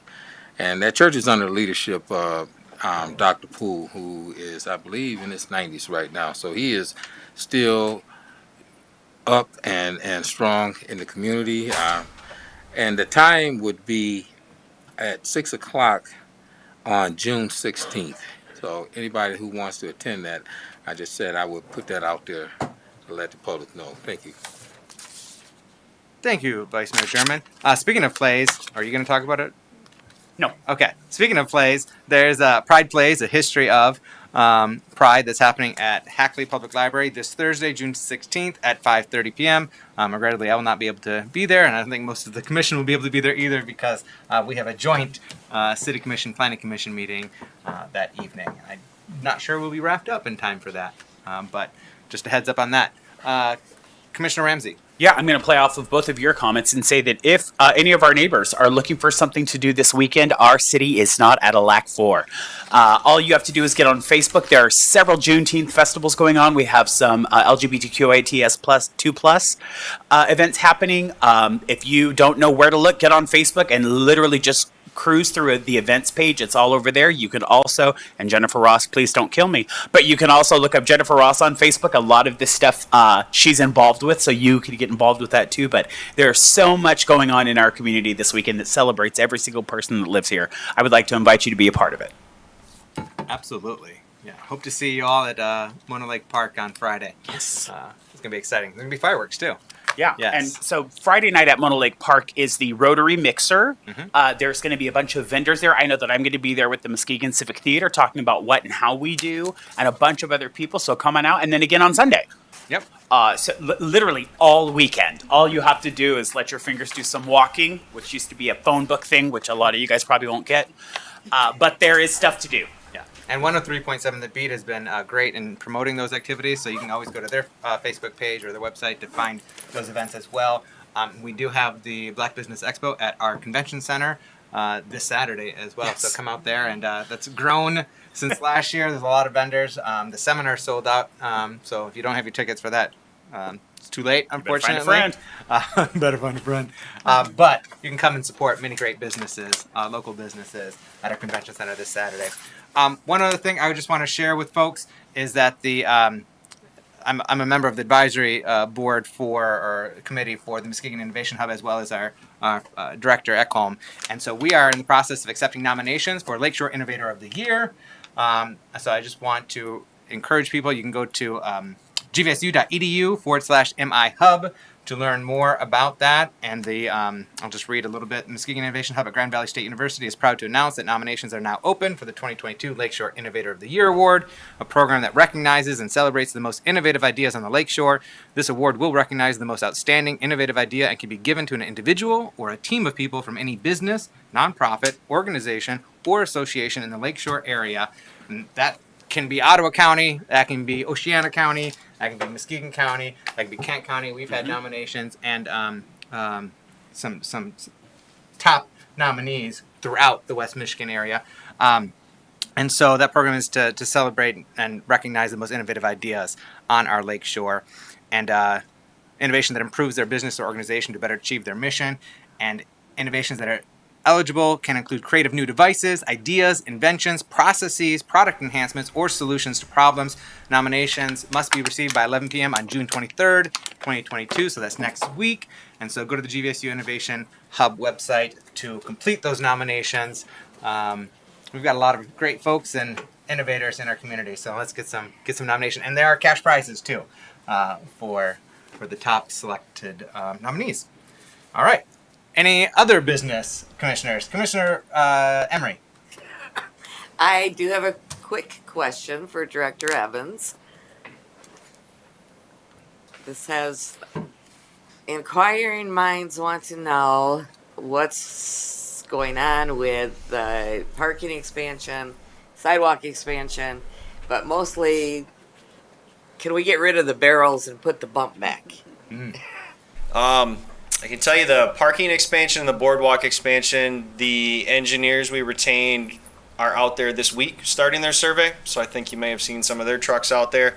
We did also have our traffic department identify some things we can get to replace those barrels. So they're working on procuring those, and we'll get them installed as soon as we can get them here and get them out there. So since the barrels will likely, we'll have to keep something temporary there for a little while longer, then it makes sense to keep barrels around. So all right, working on it.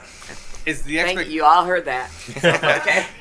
Thank you, Commissioner Emery. Now, is the expectation when we complete that project that we will be returning the dividing bump between the road and the parking area? That was the intention, that there would be a curb essentially there along that barrier. So okay, what we'll do will still be more of a temporary solution, but it'll look a lot better and be more permanent than barrels. So okay, good. Yeah, no, you and I had talked about it in the past, and I just was curious if that was carrying forward in this project, so that we have a clear delineation. Help protect. All right, excellent. Thanks so much, Director Evans. No, you're good. Gorman. I have a question for our downtown manager about the previous United Way bicycles that were built by some of us on this commission when we were JCs, still JCs, but Dave Alexander, DDA manager, and the bikes that you were discussing earlier were United Way branded, and there were 8 of them, 4 of them at the farmers market and 4 of them at the depot.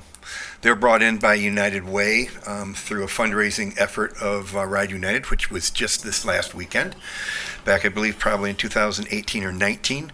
And in conjunction with the JCs and Brian Lambert, who was spearheading that, the community, through the United Way, purchased those bikes, which are the same exact brand and operating system that you have just approved out at the Pierre Marquette Park with the private vendor that will be setting those up out there.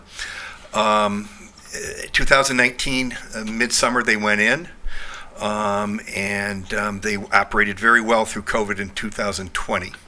However, 2021 was not a good year for the United Way bikes. We've had vandalism. We had one of the bikes stolen and not returned. And for whatever reason, the system was not picking up who was taking the bikes out, because you need a credit card and a through a phone app to get those off. Well, they were getting off without having those approved. So now somebody's smashing them, or I do not know. But it was becoming not very good in terms of a management situation. And we talked over the winter, because the DPW does store those, transports them for us, of what to do. And it was discussed that we would not be putting them back in. I did not want to put them back in downtown if we had private sector operators doing private businesses, because we were doing them at, I think, $2 an hour, and there's no way you can make money at that. And we wanted to not have that be a disadvantageous competitor for the privates that were providing not only the e-bikes and the regular bikes, but also the scooters. So there's other opportunities for folks to transport in a bike manner throughout our community with those other operators. So United Way started to be thinking of where they could relocate those. Could be with another institution, it could be into another community.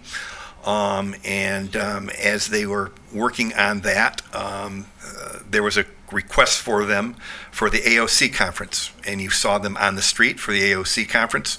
Area of concern when that event came into the community 2 weeks ago, and Great Lakes, help me, Lakeside business that is now down also at Lake Effect. Lake Effect. Great, Got it.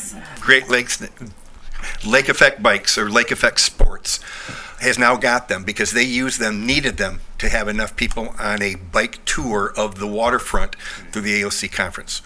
And it was left between them and United Way that they would continue to put those out until another location was found for them.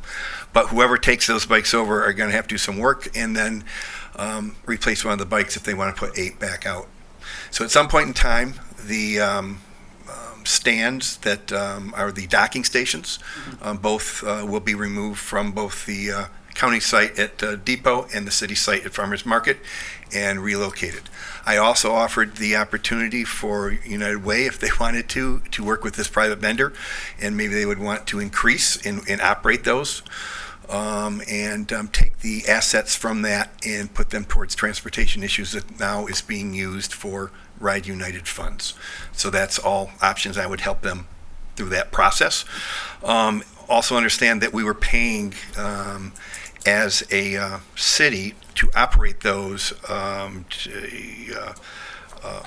fee about once a month to have them checked, serviced, and made sure they were safe and maintained, and that was through Breakaway Bikes, and we went out for bids on those, got some quotes, and went with them. That was only increasing the cost of those. We were not reaching our costs, let alone paying off the asset that was there. So I wish the private sector businesses well, but they will obviously be charging more than we are, and maybe a different business model.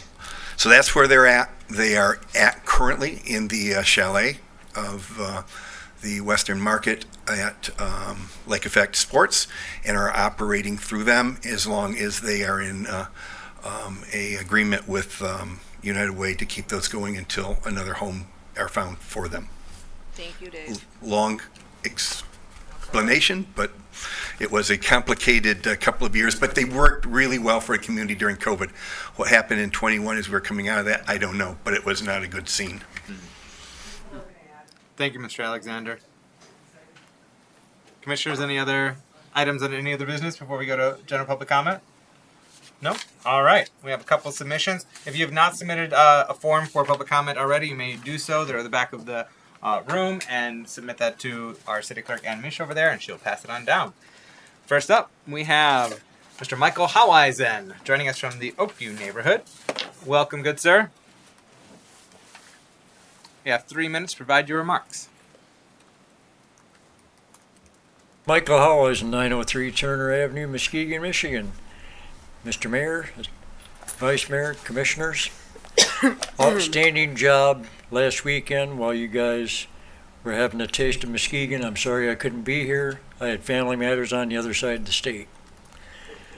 But I always like to give a plus when it's when you guys have done a great job, and you did.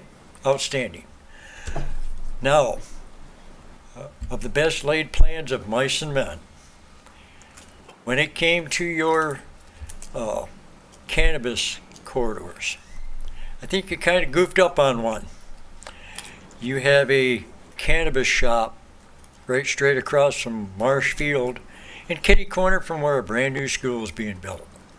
I know that you probably can't change anything now, but you should have researched that a little bit farther and kept that cannabis away from children. I'm not impressed, and neither are a bunch of people. But please take time and think things through before you're putting these shops up. I mean, there's 4 of them in a half a mile. Seriously? 4 of them? I think we're kind of oversaturated. Thank you, Mr. Howisen. Next up, we have Diane Foster joining us from the Jackson Hill neighborhood. Welcome.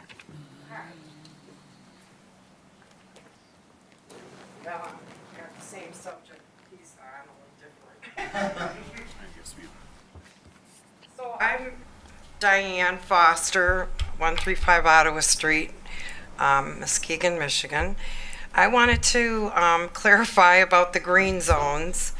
I would like to note or make sure when we had their meeting on about 420 Harvey Street, we discussed the fact that pretty much the city should be open at this point for if some place is eligible for a business.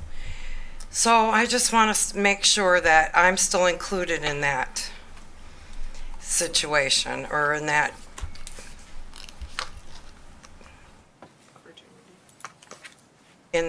discussion that we had.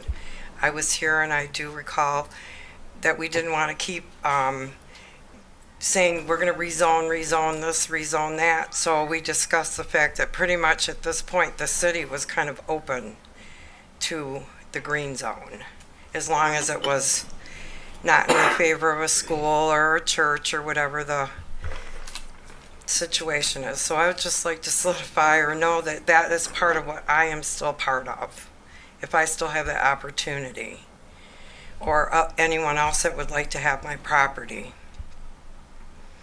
That's what I want to know. That's one of the things. The second thing's about the farmer's market. This weekend, there was a pretty big issue about dogs and beer. And I was there. No one necessarily knows about all of these things, but people complained about dogs being there. People complained about people walking through the market with beer. So I wanted to clarify, are we allowed to walk in the market with beer? Because I already know the dog situation. And I have 2 dogs. I have 2 shepherds. One is a certified service dog and one is not. So one is allowed at the market and one is not. So, and one's trained to be at the market. And I understand that situation with the dogs.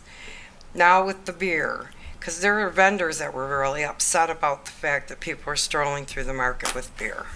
So I'm asking, is that acceptable? Are we doing that? So that people aren't thinking people are doing something wrong or... If I could answer. Thank you, Diane. So, yeah, Madam Clerk, can you explain how our farmers market, which is a participant in our social district, may also accommodate? First, I did want to address the dogs. That has Okay. been an issue. If you watch our Facebook page, you're going to see many comments about us saying that dogs are not allowed.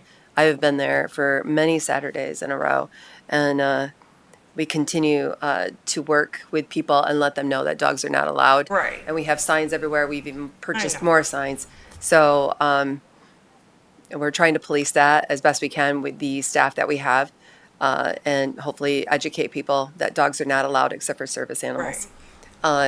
In terms of beer, I did not see that personally myself. I wasn't there this last Saturday because I was okay. at Taste of Muskegon. Right. But we are in the social district. When you mentioned that, the first thing that came to my mind is that there is a festival going on across the street at Hot Rod Harley, where they are selling. I don't care if they are. I don't have No, a they're selling problem with beverages. So it should be in a certain cup though, with a social district Well, this sticker. was bottles. These were bottles of beer. That's why I Then was no, asking. no, that's a Okay. no. Okay. Absolutely Well, not. Because that's so obvious. Do you Right. understand? A cup is one thing and a Yes. bottle is totally another. I just listen to people complain. I'm just asking because sometimes it's nice to have someone that really understands and can kind of straighten them out at the time instead of the Facebook blah, blah, blah of people back and forth at each other. Right. It's kind of nice to just know the facts about Right. dogs and beers and peoples and things. It just helps. Open So- container, not in a district cup, is Okay, not allowed. okay. Absolutely not. 'Cause I didn't We'll know be that- watching for that. Thank you. I really didn't know. And Yeah. I didn't say anything. I don't have a complaint about people having fun. I don't care. You know, I'm not judging anybody, but people were complaining. And so you just want to be able to tell them, okay, well, they're allowed to have it, but they have to be in an inconspicuous cup. which is what Not that an is. inconspicuous. No, that's yeah. There are No. specific social district Okay, cups I get that. that Yeah, but I must mean, be it's not a bottle purchased of beer. from a participating establishment. And Okay. our market is a participating establishment. So Right. can you further clarify that those social district cups from other establishments are not allowed inside our barn, correct? Correct. They are But not. are Okay. allowed within the market stall. Yes, Right. that is So- correct. See, I thought so. I kind of Yes. figured that you guys, we are part of that, or the market is part of It that. is part of it, but we are But the beer not currently selling at the market on Saturday. So Right, but we are the not beer selling bottle every wasn't okay. That was like a total red flag. We do have like hard cider that is for sale, but you certainly can't open it there. There is. Right, I understand all the rules down there. I've been going No, I so just want to long. clarify. Nope. But it's just nice to know, to say someone just, oh no, it's okay or not okay, and Not to okay. help people clarify so you don't have arguments. Because there was actually a little bit of a, one of the vendors got pretty pissy because they, they feel a little territorial down there sometimes.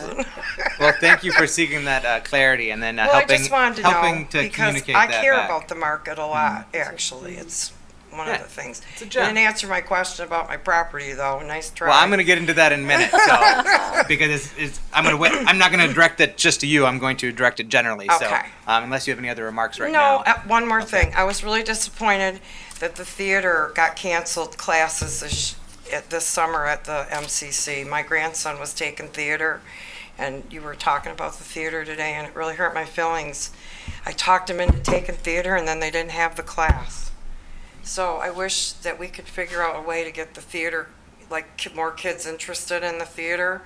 My granddaughter worked in the stagecraft when she was in high school, and she's amazing.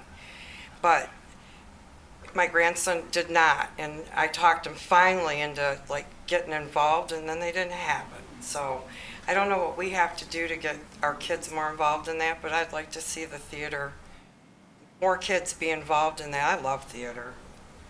That's all. Thank you, Ms. Foster.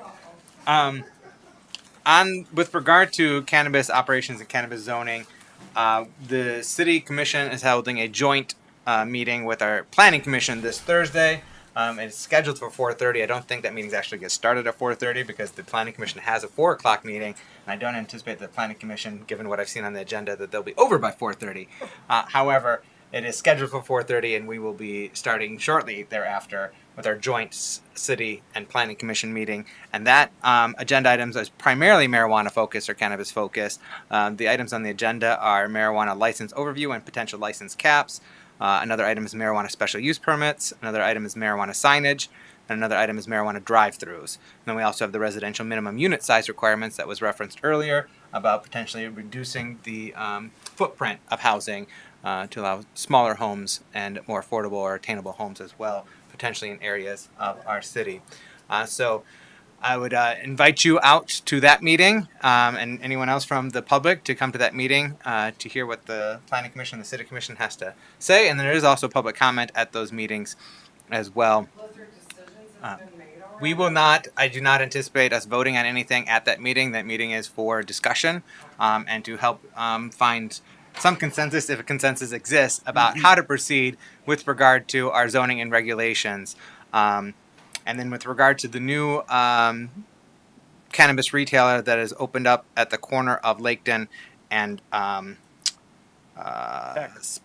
I was going to say Pine, Peck, that was not uniquely or specially approved. That was a use by right because it operates within our existing cannabis district that has been there for several years, well before a school was ever even considered across the street. And so they exercised their use by right with regard to opening that store there. Although their sign does not comply with the ordinance. And we will be having a conversation about signage this Thursday and see if we want to make any changes. So tune into that. This Thursday in this room, Planning Commission's at 4, City Commission with Planning Commission's at 4:30, although I anticipate it's going to be starting a little bit later than 4:30. Do you have anything to add?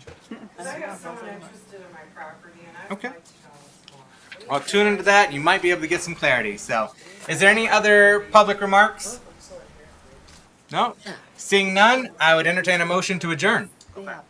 Motion to adjourn. Support. We have a motion by Commissioner Ramsey, supported by Commissioner St. Clair to adjourn. All in favor, please indicate by saying aye. Aye. All opposed, same sign.